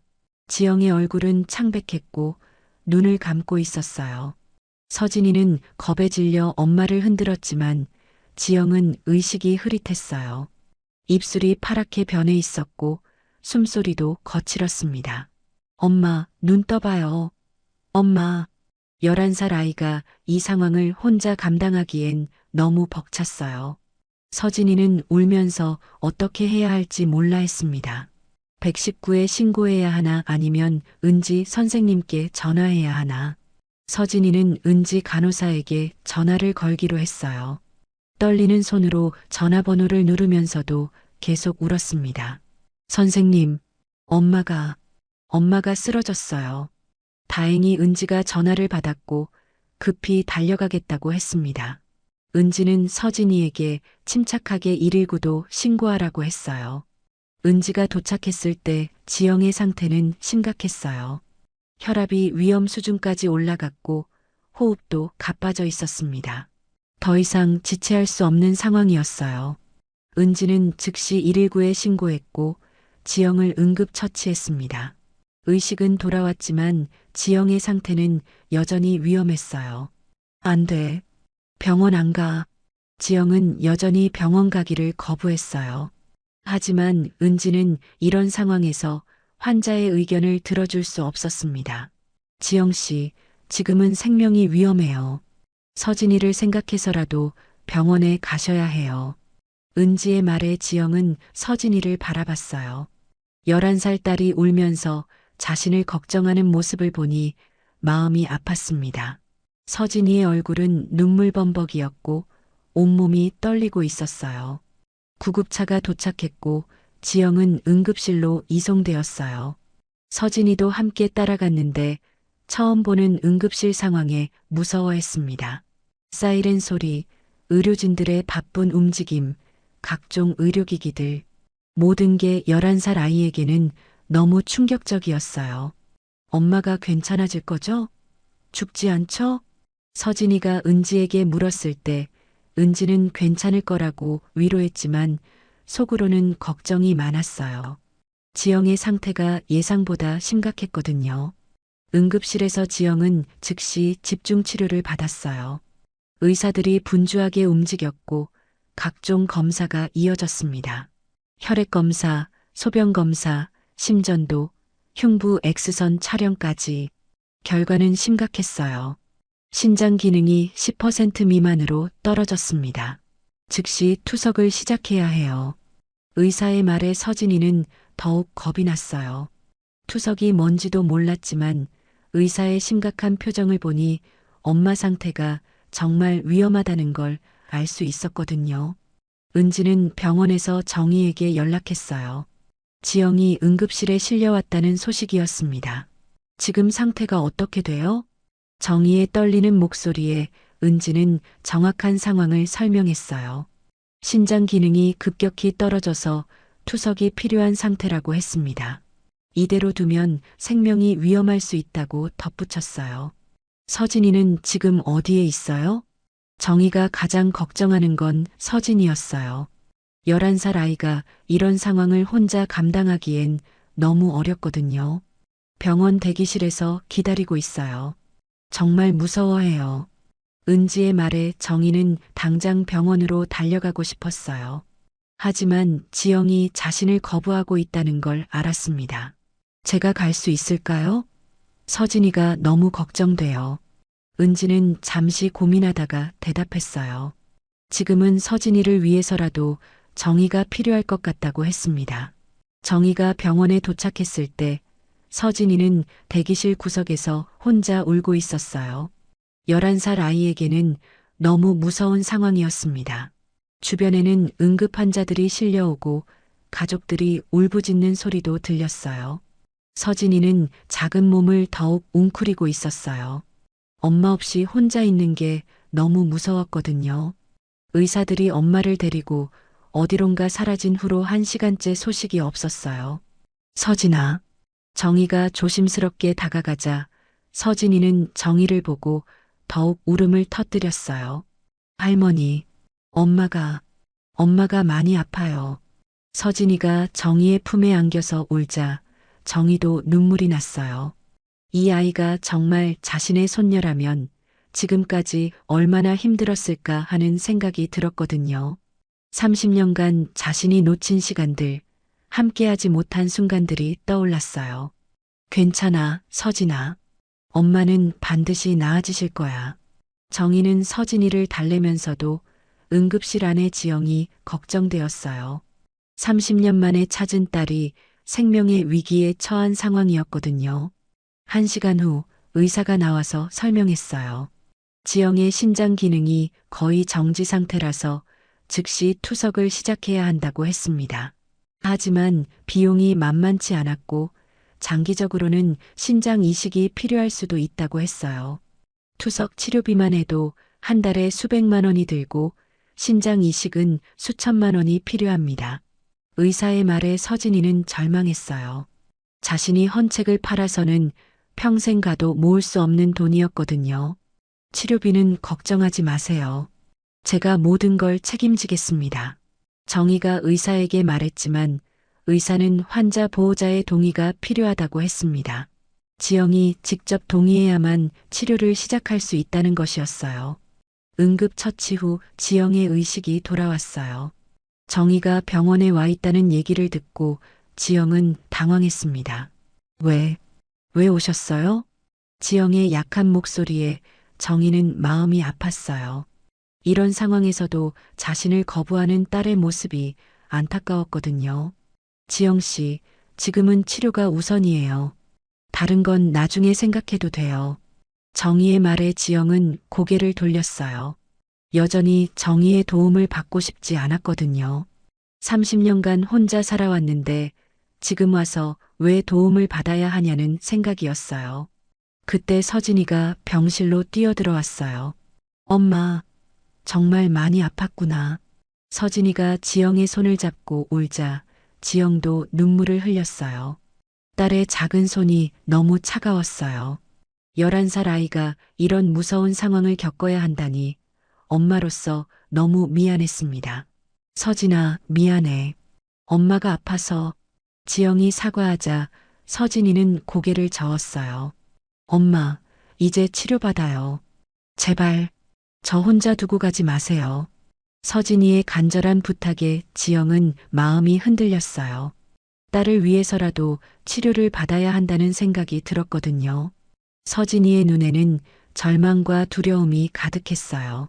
할머니가 도와주시겠다고 하세요. 엄마, 제발 받아주세요. 서진이가 정희를 바라보며 말하자 지영은 복잡한 표정을 지었어요. 자존심과 딸을 향한 사랑 사이에서 갈등했습니다.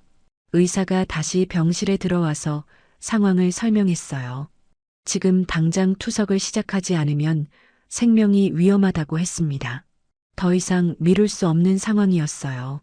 환자분, 결정하셔야 해요. 시간이 없습니다. 의사의 말에 지영은 서진이를 바라봤어요. 11살 딸이 걱정스러운 눈으로 자신을 보고 있었습니다. 엄마, 살아주세요. 저는 엄마만 있으면 돼요. 서진이의 말에 지영은 마음이 무너졌어요. 자존심보다는 딸이 더 소중했거든요. 서진이가 혼자 남겨진다면 이 아이는 어떻게 살아갈까요? 지영은 정희를 바라보며 조용히 말했어요. 치료 받겠어요. 하지만 빚으로 생각할게요. 나중에 다 갚을게요. 정희는 지영의 말에 안도했어요. 일단 치료를 받겠다고 하니 다행이었거든요. 빚 생각하지 마세요. 그냥 서진이를 위해서라도 건강해지세요. 지영이 치료에 동의하면서 투석 준비가 시작되었어요. 하지만 이것은 시작에 불과했습니다. 투석을 받은 첫날부터 지영의 몸은 치료에 제대로 반응하지 않았어요. 투석 후에도 부종은 크게 줄어들지 않았고 혈압도 안정되지 않았습니다. 의료진들은 심각한 표정을 지었어요. 지영의 신장 손상이 생각보다 훨씬 심각했던 것입니다. 이틀 후 의사는 정희와 지영을 따로 불러서 설명했어요. 투석만으로는 한계가 있다는 것이었습니다. 신장 손상이 너무 심해서 투석 효과가 제한적입니다. 근본적인 해결을 위해서는 신장 이식이 필요해요. 의사의 말에 지영은 절망했어요. 이식이라니 그런 큰 수술을 받을 수 있을까요? 그리고 비용은 또 얼마나 들까요? 이식 대기자 명단에 올려놓겠지만 보통 몇 년은 기다려야 합니다. 그리고 뇌사자 신장보다는 생체 이식이 더 좋은 결과를 보여요. 의사가 계속 설명했어요. 가족 중에 적합한 공여자가 있다면 생체 이식을 고려해 볼 수 있다고 했습니다. 서진이는 의사의 말을 듣고 자신이 엄마에게 신장을 줄 수 있는지 물어봤어요. 선생님, 제가 엄마한테 제 거 하나 줄 수 있어요? 11살 아이의 순수한 제안에 의사는 안타까운 표정을 지었어요. 서진아, 고마운 마음이지만 너는 아직 너무 어려서 불가능해. 신장 기증은 성인만 할 수 있어. 의사는 혈연 관계인 부모나 형제자매가 가장 적합한 공여자라고 설명했어요. 그 말을 듣는 순간 정희는 자신의 결심을 확고히 했습니다. 그날 밤 정희는 잠을 이룰 수 없었어요. 67세의 나이에 신장을 기증하는 게 가능할까? 수술 후유증은 어떨까 하는 걱정이 들었거든요. 하지만 딸을 살리는 일 앞에서 그런 걱정들은 중요하지 않았어요. 정희는 병원 복도를 걸으며 생각에 잠겼어요. 30년 전 놀이터에서 소영이를 잃었을 때의 기억이 생생히 떠올랐습니다. 그때도 이렇게 무력했었어요. 딸을 지켜주지 못한 자신이 원망스러웠고 후회가 평생을 따라다녔어요. 이번에는 다르다. 이번에는 내가 소영이를, 지영이를 구할 수 있어. 정희는 마음을 다잡았어요. 67세의 나이가 문제라면 그것도 감수하겠다고 생각했습니다. 다음 날 정희는 의사에게 조용히 상담을 요청했어요. 지영이 모르게 자신이 신장 기증이 가능한지 검사를 받고 싶다고 했습니다. 67세 나이에도 가능한가요? 정희의 질문에 의사는 신중하게 답했어요. 나이가 많긴 하지만 건강 상태가 좋다면 불가능하지 않다고, 하지만 정밀한 검사를 받아봐야 한다고 했습니다. 다만 67세 공여자의 경우 수술 위험도가 높아집니다. 신중하게 결정하셔야 해요. 의사의 경고에도 정희는 마음을 바꾸지 않았어요. 30년간 기다려온 기회였거든요. 정희는 바로 그날부터 검사를 시작했어요. 혈액 검사, 소변 검사, CT 촬영, 심전도, 폐기능 검사까지 모든 과정을 거쳤습니다. 67세의 나이에도 불구하고 정희는 비교적 건강했어요. 평소 규칙적인 생활을 했던 덕분이었습니다. 하지만 나이로 인한 우려사항들이 있었어요. 수술 후 회복이 느릴 수 있고 합병증 위험도 높다는 것이었습니다. 정혜욱이 정희의 결심을 알고 깜짝 놀랐어요. 정희가 병원에서 검사를 받고 있다는 소식을 듣고 급히 달려왔습니다. 정희야, 67세에 수술하는 게 쉬운 일이 아니야. 위험할 수도 있어. 정혜욱은 진심으로 걱정했어요. 30년간 친구로 지내오면서 정희가 얼마나 딸을 그리워했는지 알고 있었지만 이렇게 위험한 결정을 내릴 줄은 몰랐거든요. 하지만 정희는 이미 마음을 정했어요. 30년 전에 잃어버린 딸을 이번에는 절대 놓칠 수 없다고 했습니다. 혜우가 30년간 후회하며 살았어. 이번에는 내가 할 수 있는 모든 걸 다 해보고 싶어. 정희의 목소리에는 확고한 의지가 담겨 있었어요. 정혜욱은 더 이상 말리지 않고 오히려 도와주기로 했습니다. 그럼 내가 옆에서 도와줄게. 혼자 하지 마. 정혜욱의 지지에 정희는 고마웠어요. 30년간 함께 해준 친구가 이번에도 곁에 있어준다는 게 든든했거든요. 일주일 후 검사 결과가 나왔어요.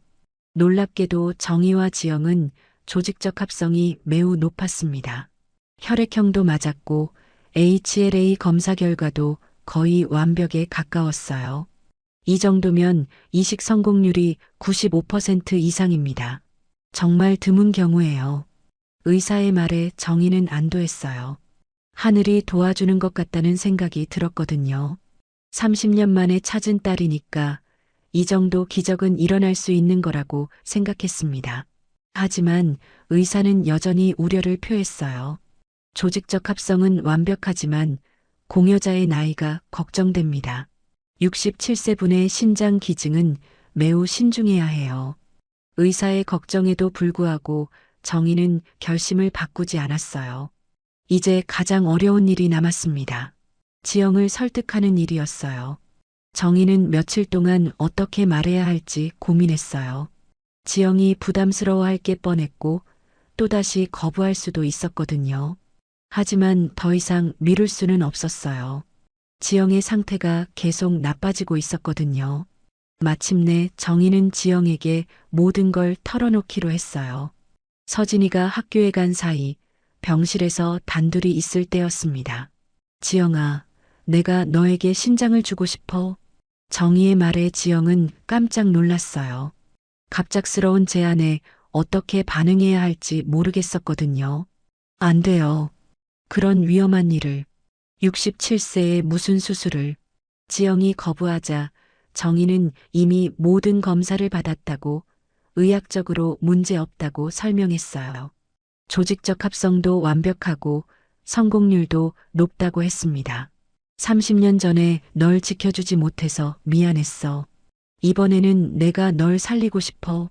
정희의 간절한 말에 지영은 눈물을 흘렸어요. 하지만 여전히 받을 수 없다고 했습니다. 너무 위험해요. 만약 수술 중에 무슨 일이라도 생기면. 지영의 걱정에 정희는 웃으며 대답했어요. 자신은 30년간 딸을 찾는 것만으로 살아왔는데 이제 딸을 구할 수 있다면 그것만으로도 충분하다고 했습니다. 정희는 지영의 마음을 바꾸기 위해 30년 전 소영이와의 추억을 이야기하기 시작했어요. 내가 5살 때 처음으로 책을 읽어달라고 했던 날 기억해? 아낌없이 주는 나무였는데 나무가 소년을 위해 모든 걸 주는 이야기였지. 정희의 말에 지영은 어렴풋이 기억이 나는 것 같았어요. 따뜻한 목소리로 책을 읽어주던 누군가의 모습이 떠올랐거든요. 그때 내가 나에게 물었어. 엄마도 나를 위해 모든 걸 줄 거예요? 라고. 나는 그렇다고. 엄마는 소영이를 위해서라면 뭐든지 할 수 있다고 대답했어. 정희의 이야기를 들으면서 지영의 마음도 조금씩 열리기 시작했어요. 정말로 자신을 사랑했던 엄마가 있었다는 걸 느낄 수 있었거든요. 지금도 마찬가지야. 엄마는 딸을 위해서 뭐든지 할 수 있어. 정희의 말에 지영은 더 이상 거부할 수 없었어요. 서진이도 간절한 눈빛으로 바라보고 있었고 자신도 살고 싶다는 마음이 생겼거든요. 정말 괜찮으실까요? 지영이 조심스럽게 물었을 때 정희는 확신에 찬 목소리로 대답했어요. 괜찮아. 이게 내가 할 수 있는 가장 의미 있는 일이야. 드디어 수술 날이 정해졌어요. 정희와 지영 모두 수술 전 검사를 다시 받았고 모든 것이 순조롭게 진행되었습니다. 수술 전날 밤 정희는 서진이와 단둘이 이야기를 나눴어요. 할머니, 수술 무섭지 않으세요? 서진이의 질문에 정희는 전혀 무섭지 않다고 답했어요. 오히려 30년간 기다려온 순간이라서 기쁘다고 했습니다. 서진아, 할머니가 수술 받는 동안 엄마 곁에서 잘 지켜줄 수 있지? 서진이는 고개를 끄덕이며 약속했어요. 엄마와 할머니 모두 잘 돌봐드리겠다고 했습니다. 지영도 수술 전에 정희에게 고마움을 표현했어요. 정말 감사해요. 어떻게 갚아야 할지. 하지만 정희는 고개를 저었어요. 자신이 해야 할 일을 하는 것뿐이라고 30년 전에 못다한 엄마 역할을 지금이라도 하게 되어서 기쁘다고 했습니다. 그리고 정희는 지영에게 편지를 써서 건넸어요. 수술 전에 꼭 전하고 싶은 마음이 있었거든요. 소영아, 아니 지영아. 30년 전 그날 엄마가 단 몇 분 한눈을 팔지 않았다면 우리는 이렇게 헤어지지 않았을 거야. 그 죄책감으로 30년을 살았지만 이제 너를 다시 찾았어. 내일 수술이 끝나면 우리는 진짜 가족이 될 수 있을 거야. 너를 잃은 날부터 단 하루도 잊은 적 없었다. 이번엔 절대 놓지 않겠다. 사랑한다. 내 딸아. 지영은 편지를 읽으며 눈물을 흘렸어요. 30년간 기다려준 진짜 엄마의 마음을 느낄 수 있었거든요. 편지를 읽으면서 지영은 비로소 정희를 엄마로 받아들일 수 있었어요. 수술실로 향하는 아침, 정희는 평생 중 가장 평화로운 마음이었어요. 30년간의 기다림과 후회, 그리고 그리움이 마침내 끝나는 순간이었거든요. 수술실 앞 복도는 새벽 공기처럼 조용했어요. 하얀 벤치에 앉아 있는 서진이의 작은 어깨가 가끔씩 떨렸습니다. 11살 아이가 감당하기에는 너무 무거운 시간이었거든요. 정혜욱이 서진이 옆에 앉아 조용히 말을 걸었어요. 30년 넘게 정희와 친구로 지내온 그였지만 이런 상황에서 어떤 말을 해야 할지 막막했습니다. 서진아, 괜찮아. 할머니랑 엄마 모두 잘하실 거야. 서진이는 고개만 살짝 끄덕였어요. 말을 하려고 해도 목이 메어서 소리가 나오지 않았거든요. 손에 꼭 쥔 건 엄마가 어릴 적부터 가지고 다녔던 낡은 곰돌이 열쇠고리였습니다. 은지 간호사도 서진이 곁을 지키고 있었어요. 몇 달간 지영이를 간병하면서 이 모녀와 가까워졌던 그녀였거든요. 지영이의 상태가 급격히 나빠졌을 때도 정희가 나타났을 때도 모든 걸 지켜본 사람이었답니다. 서진아, 할머니가 얼마나 용기 있으신 분인지 알지? 67세에 이런 결정을 하시다니 정말 대단하셔. 은지의 말에 서진이는 처음으로 입을 열었어요. 할머니가 아프시면 어떡해요? 혹시 잘못되면.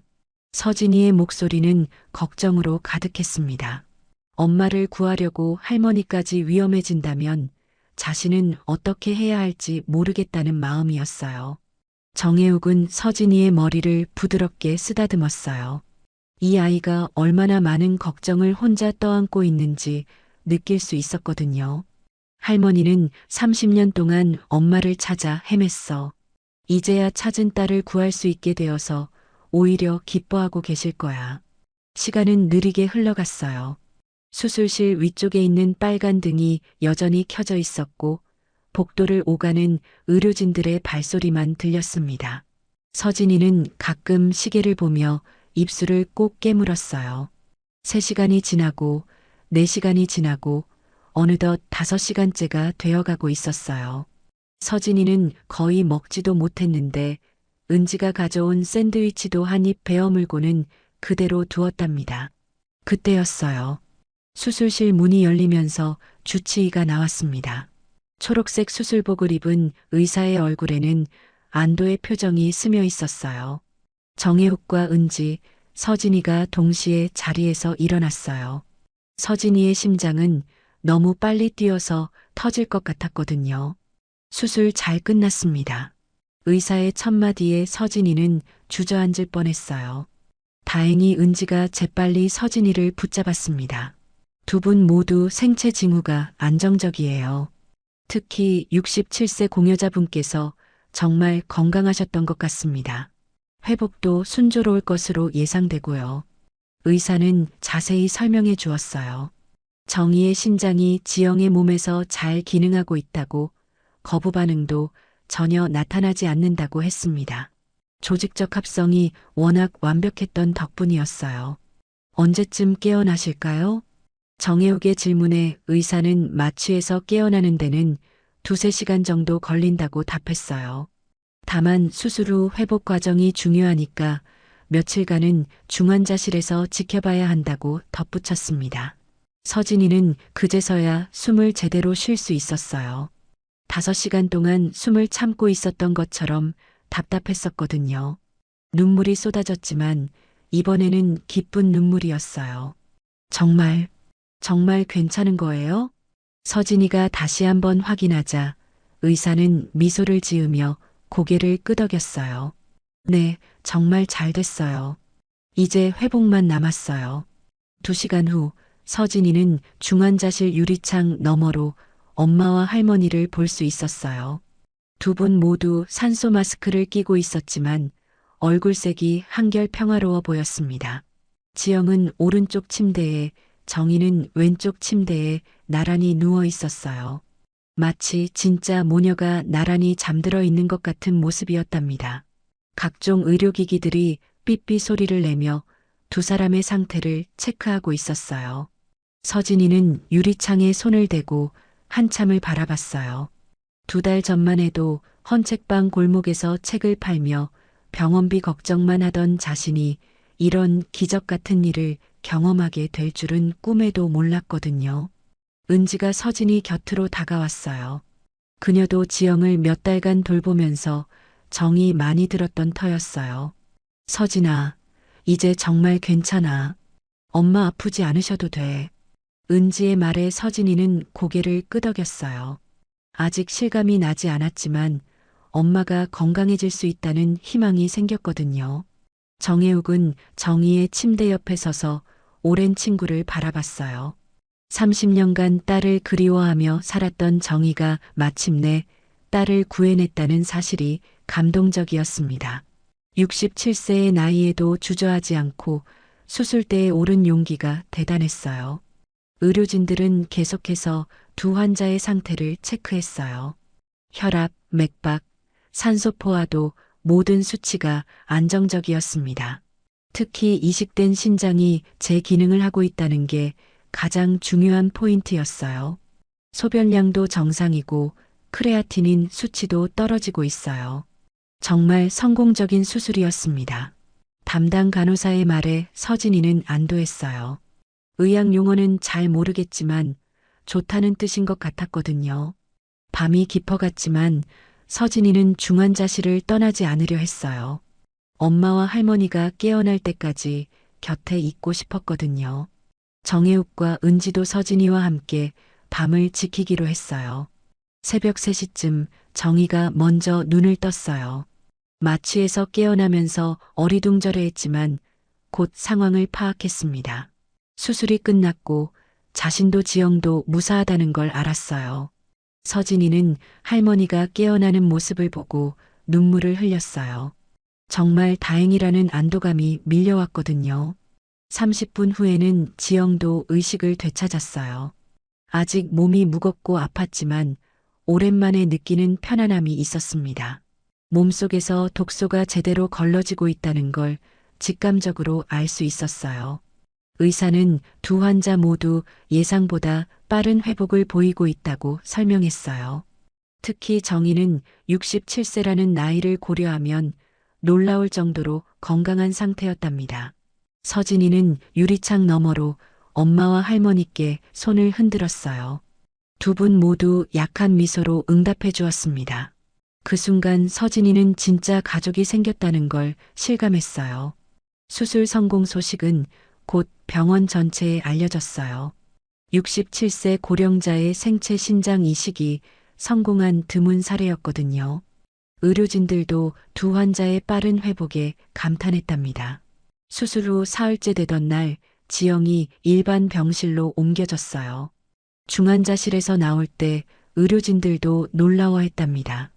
회복 속도가 예상보다 훨씬 빨랐거든요. 새로운 병실 창문으로는 따스한 오후 햇살이 들어왔어요. 지영은 침대에 반쯤 기대 앉아 창밖을 바라보고 있었습니다. 오랜만에 맑은 정신으로 세상을 보니 모든 게 새롭게 느껴졌어요. 서진이는 엄마 곁에 앉아 헌책방에서 가져온 동화책을 읽어주고 있었어요. 아낌없이 주는 나무였는데 우연히 고른 책이었답니다. 나무는 소년을 위해 자신의 모든 것을 내어주었어요. 서진이가 책을 읽는 동안 지영은 묘한 기분이 들었어요. 이 이야기를 어디선가 들어본 것 같았거든요. 마치 따뜻한 목소리로 누군가가 읽어주던 기억이 어렴풋이 떠오르는 것 같았어요. 엄마, 괜찮으세요? 얼굴이 이상해요. 서진이가 걱정스럽게 물었을 때 지영은 고개를 저었어요. 하지만 마음 한편에서는 무언가가 흔들리고 있었습니다. 그때 문이 조심스럽게 열리면서 정희가 휠체어를 타고 들어왔어요. 아직 걷기에는 무리가 있어서 며칠간은 휠체어를 이용해야 했거든요. 하지만 얼굴색은 훨씬 좋아져 있었어요. 지영아, 좀 어때? 몸은 괜찮아? 정희의 다정한 목소리에 지영은 어색하게 답했어요. 아직은 엄마라고 부르기가 어려웠거든요. 30년간의 공백을 단숨에 메우기는 힘들었답니다. 많이 좋아졌어요. 정말 감사해요. 지영의 말에 정희는 미소를 지었어요. 아직 어색해하는 게 당연하다고 생각했거든요. 시간이 필요한 일이라는 걸 알고 있었어요. 정희는 휠체어를 침대 가까이 가져왔어요.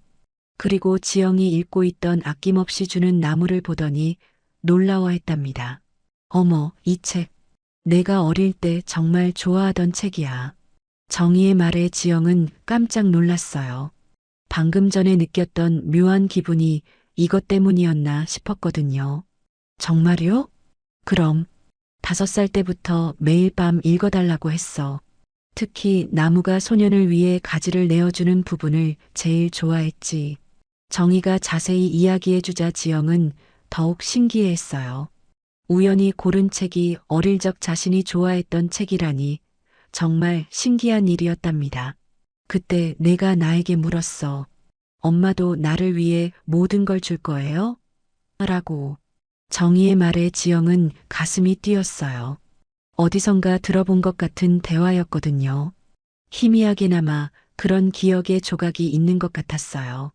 서진이는 할머니와 엄마의 대화를 신기하게 들었어요. 진짜로 가족이었다는 게 점점 실감나고 있었거든요. 정희는 주머니에서 작은 상자 하나를 꺼냈어요. 오래된 나무 상자로 30년간 소중히 보관해온 것이었답니다. 이거 내가 어릴 때 가지고 놀던 거야.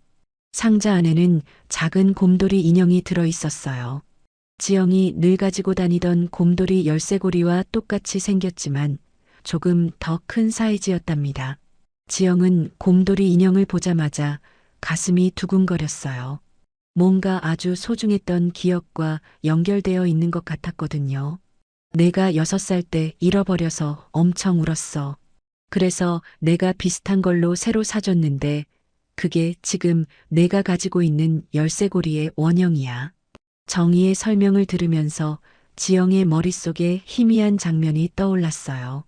곰돌이 인형을 안고 잠들던 기억, 따뜻한 품에서 느꼈던 안정감, 자장가를 불러주던 목소리. 엄마가 자장가를 불러주셨나요? 지영이 조심스럽게 물었을 때 정희의 눈이 반짝였어요. 기억을 되찾기 시작한다는 신호였거든요. 그럼 반짝반짝 작은 별을 제일 좋아했지. 밤마다 불러줬는데. 정희가 조용히 노래를 시작했어요. 30년 전 그때와 똑같은 목소리로 똑같은 멜로디로 불러주었답니다. 반짝반짝 작은 별 아름답게 비치네. 노래를 들으면서 지영은 눈물이 나기 시작했어요. 이 목소리, 이 멜로디가 너무나 익숙했거든요. 마치 몸이 기억하고 있는 것 같았어요. 서진이도 할머니의 자장가를 들으며 감동받았어요. 엄마를 위해 30년간 잊지 않고 간직해온 사랑이 느껴졌거든요. 기억나요? 정희가 조심스럽게 물었을 때 지영은 고개를 끄덕였어요. 아직 선명하지는 않지만 확실히 무언가가 떠오르고 있었거든요. 조금씩 기억나는 것 같아요. 지영의 대답에 정희는 기뻤어요. 하지만 너무 서두르면 안 된다는 걸 알았답니다. 기억은 천천히 자연스럽게 돌아와야 했거든요. 다음 날 정희는 옛날 사진 앨범을 가져왔어요. 지영이 태어났을 때부터 8살까지의 모든 순간이 담겨 있었답니다. 이게 내가 태어났을 때 사진이야. 정말 작고 예쁘게 생겼었지. 정희가 사진을 하나씩 보여주면서 설명해 주었어요. 첫 돌, 두 돌, 유치원 입학식, 생일 파티, 모든 순간들이 고스란히 보관되어 있었거든요. 지영은 사진들을 보면서 점점 더 많은 것들이 기억났어요. 특히 5살 때 찍은 생일 사진을 보자 갑자기 그날의 기억이 생생하게 떠올랐답니다. 이날 미역국을 끓여주셨죠? 그리고 분홍색 케이크. 맞아. 내가 분홍색을 좋아해서 딸기 케이크로 사왔어. 정희의 확인에 지영은 더욱 놀라워했어요. 정말로 자신의 기억이 돌아오고 있었거든요. 서진이는 엄마의 어린 시절 사진을 보며 신기해했어요. 자신과 닮은 부분도 많이 있었고 할머니와도 비슷한 모습이 있었답니다. 엄마 정말 예뻤어요. 저도 이렇게 예뻐질 수 있을까요? 서진이의 말에 정희와 지영은 웃음을 터뜨렸어요. 3대가 함께 웃는 모습이 너무나 자연스러웠답니다. 그날 밤 지영은 혼자서 많은 생각을 했어요. 30년간 공백이었던 기억들이 조금씩 채워지고 있었거든요. 놀이터에서 엄마와 함께 그네를 탔던 기억, 함께 시장에 가서 붕어빵을 사 먹던 기억, 아프면 밤새 간호해주던 기억들. 정말 나에게도 엄마가 있었구나. 지영은 혼잣말로 중얼거렸어요. 30년간 혼자라고 생각하며 살아왔는데 자신을 찾고 있던 엄마가 있었다는 게 신기하고 감동적이었답니다. 다음 날 아침 지영은 정희에게 말했어요. 더 많이 기억하고 싶어요. 우리의 시간들을. 정희는 눈물을 글썽이며 고개를 끄덕였어요. 딸이 스스로 과거를 받아들이려 한다는 게 고마웠거든요. 이렇게 지영의 기억은 조금씩 하지만 확실하게 돌아오고 있었어요. 30년의 공백을 메우는 일은 쉽지 않았지만 가족의 사랑이 있다면 불가능한 일도 아니었답니다. 수술 후 일주일이 지났어요. 지영의 몸은 놀라울 정도로 회복되고 있었답니다. 새로운 신장이 제 역할을 완벽하게 해주고 있었거든요. 얼굴색도 많이 좋아졌고 식욕도 돌아왔어요. 정희도 67세라는 나이를 무색하게 할 만큼 빠르게 회복하고 있었어요. 이제는 휠체어 없이도 천천히 걸을 수 있게 되었답니다. 의료진들도 두 사람의 회복력에 감탄하고 있었어요. 그날 오후 서진이가 학교에 간 사이 지영과 정희는 병실에서 단둘이 시간을 보내고 있었어요. 요즘 들어 지영이 많은 기억들을 되찾으면서 둘 사이의 어색함도 점점 사라지고 있었답니다. 지영이 조심스럽게 말을 꺼냈어요. 최근 들어 어린 시절 꿈을 자주 꾸고 있다고 했습니다. 큰 미끄럼틀이 있는 놀이터에서 누군가와 함께 놀았던 꿈이었거든요. 정희의 가슴이 뛰기 시작했어요. 지영이 말하는 놀이터가 30년 전 그곳과 똑같았거든요. 소영이를 잃어버렸던 바로 그 놀이터였답니다. 지영은 꿈속에서 따뜻한 손이 자신의 손을 잡고 있었다고 말했어요. 정말 따뜻하고 부드러운 손이었다고 덧붙였습니다. 그 말에 정희는 눈물이 날 것 같았어요. 30년 전 그날 자신도 소영이의 작은 손을 꼭 잡고 놀이터를 거닐었거든요. 정희는 30년간 가슴에 묻어둔 죄책감을 털어놓았어요. 그날 단 몇 분 한눈을 팔았던 것이 평생의 후회가 되었다고 말했습니다. 목소리가 떨렸지만 지영에게는 솔직하게 이야기하고 싶었거든요. 지영은 정희의 괴로워하는 모습을 보고 가슴이 아팠어요. 어렴풋이나마 그날의 기억이 돌아오고 있었는데 그건 누구의 잘못도 아니라는 생각이 들었거든요. 그런 일은 누구에게나 생길 수 있는 일이라고 위로했답니다. 30년간 누구도 해주지 않던 말을 딸이 해주고 있었어요. 지영은 30년은 늦었지만 지금이라도 다시 만났다는 것이 중요하다고 말했습니다. 그 말에 정희는 깊이 감동받았어요. 두 사람은 한동안 조용히 앉아 있었어요. 30년의 시간을 뛰어넘어 모녀가 되어가는 소중한 시간이었답니다. 창밖으로는 따스한 오후 햇살이 들어오고 있었고 병실은 평화로운 분위기로 가득했어요. 정희는 30년간의 이야기를 들려주었어요. 전국의 고아원을 찾아다닌 일, 실종아동센터에 매달 찾아간 일, 비슷한 사연의 방송 프로그램에 출연한 일들을 차근차근 설명했습니다. 심지어 점술가까지 찾아가 봤다고 털어놓았어요. 지영은 정희의 이야기를 들으면서 눈물이 났어요. 30년간 자신을 그토록 간절히 찾고 있던 사람이 있었다는 게 믿어지지 않았거든요. 자신은 평생 혼자라고 생각하며 살아왔는데 이렇게 자신을 사랑하는 엄마가 있었다는 사실이 충격적이었답니다. 정희는 급하게 지영의 손을 잡았어요. 지영은 절대 혼자가 아니라고, 자신이 가장 사랑하는 딸이라고 말했습니다. 30년 전에도 지금도 앞으로도 변하지 않을 사랑이라고 강조했어요. 정희의 간절한 말에 지영의 마음 깊은 곳에서 무언가가 움직였어요. 30년간 닫혀있던 마음의 문이 조금씩 열리고 있었거든요. 누군가가 자신을 이토록 사랑한다는 사실이 따뜻하면서도 낯설었답니다. 지영은 30년이나 늦었는데도 정말 자신을 딸로 받아줄 수 있는지 조심스럽게 물었어요. 정희는 확고한 목소리로 대답했습니다. 지영은 원래부터 자신의 딸이었고 시간이 늦었다고 해서 그게 바뀌는 건 아니라고 말했어요. 그 순간 지영은 더 이상 참을 수 없었어요. 30년간 쌓인 외로움, 그리움, 그리고 지금 느끼는 따뜻함이 한꺼번에 쏟아져 나왔거든요. 눈물이 볼을 타고 흘러내렸고 어깨가 작게 떨리기 시작했답니다. 정희도 지영의 모습을 보며 함께 눈물을 흘렸어요. 30년간 기다려온 이 순간이 드디어 왔다는 실감이 났거든요. 두 사람은 말없이 서로를 바라보며 각자의 감정을 정리하고 있었어요.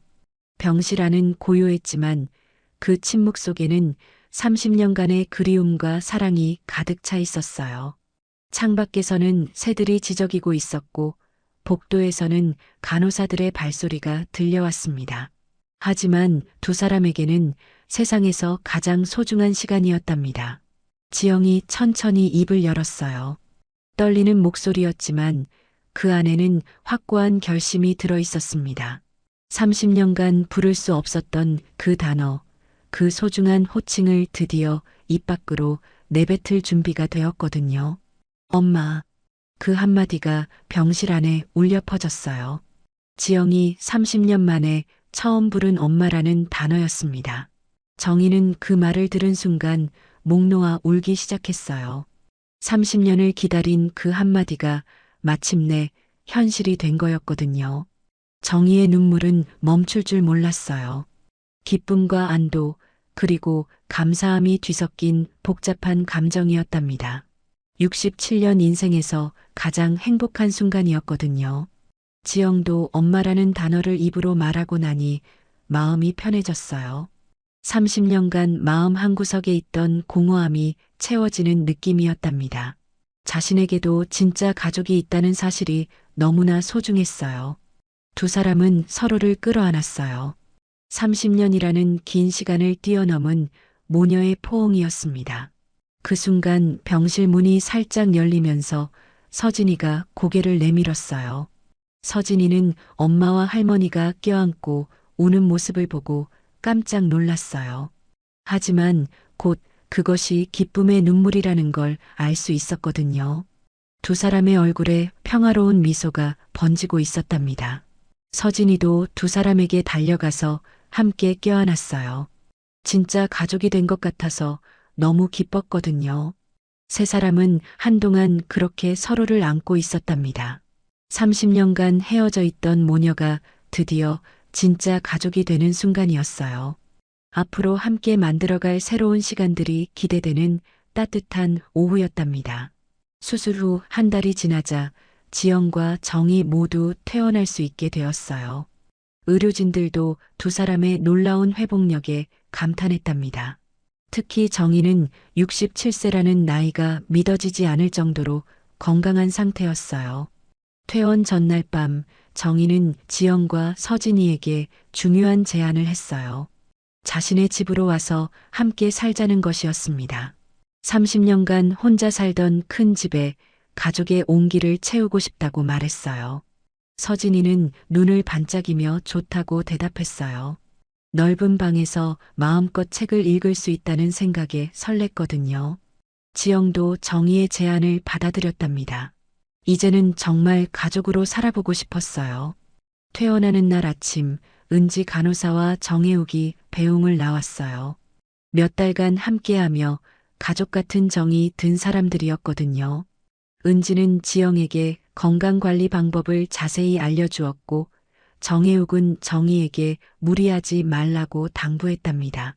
정말 기적 같은 일이었어요. 세 분이 이렇게 가족이 되다니. 은지의 말에 서진이는 환하게 웃었어요. 정말 기적이 맞다고 생각했거든요.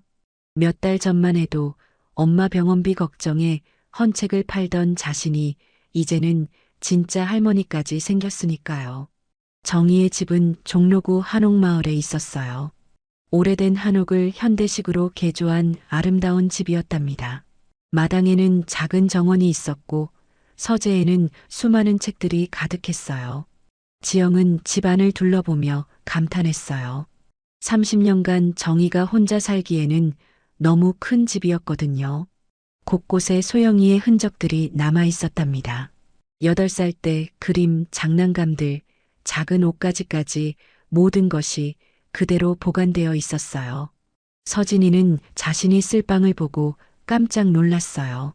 정희가 30년간 소영이 방을 그대로 유지해왔던 거였거든요. 분홍색 벽지의 인형들, 작은 책상까지 모든 것이 8살 아이를 위한 공간이었답니다. 할머니, 이 방 그대로 써도 될까요? 서진이의 질문에 정희는 미소를 지었어요. 이제는 이 방에 새로운 추억을 만들어가면 된다고 말했습니다. 과거에 매달리기보다는 앞으로의 시간이 더 소중하다고 덧붙였어요.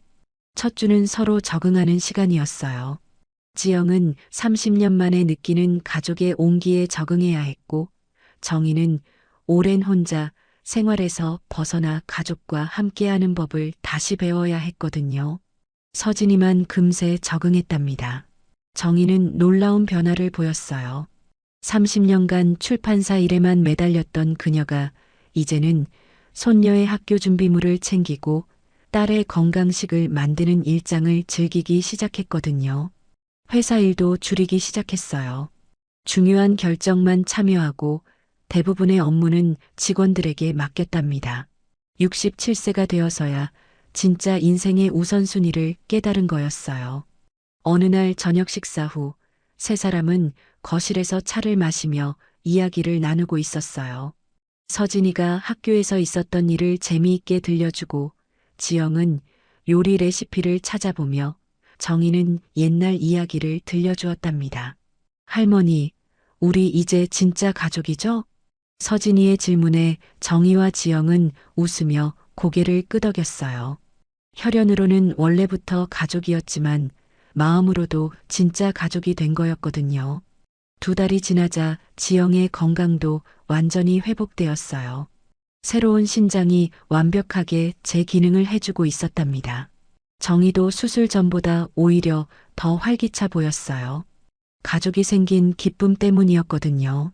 어느 화창한 주말, 세 사람은 함께 헌책방 골목을 찾았어요. 서진이가 처음 정희를 만났던 그 특별한 장소였거든요. 몇 달 만에 찾은 골목은 여전히 정겨운 모습이었답니다. 서진이는 예전에 책을 팔던 자리에서 새로운 물건을 펼쳐놓았어요. 엄마와 할머니와 함께 만든 손수 책갈피였습니다.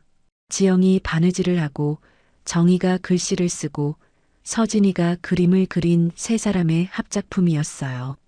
이거 얼마예요? 지나가던 아주머니가 책갈피를 보며 물었을 때 서진이는 환하게 웃으며 대답했어요.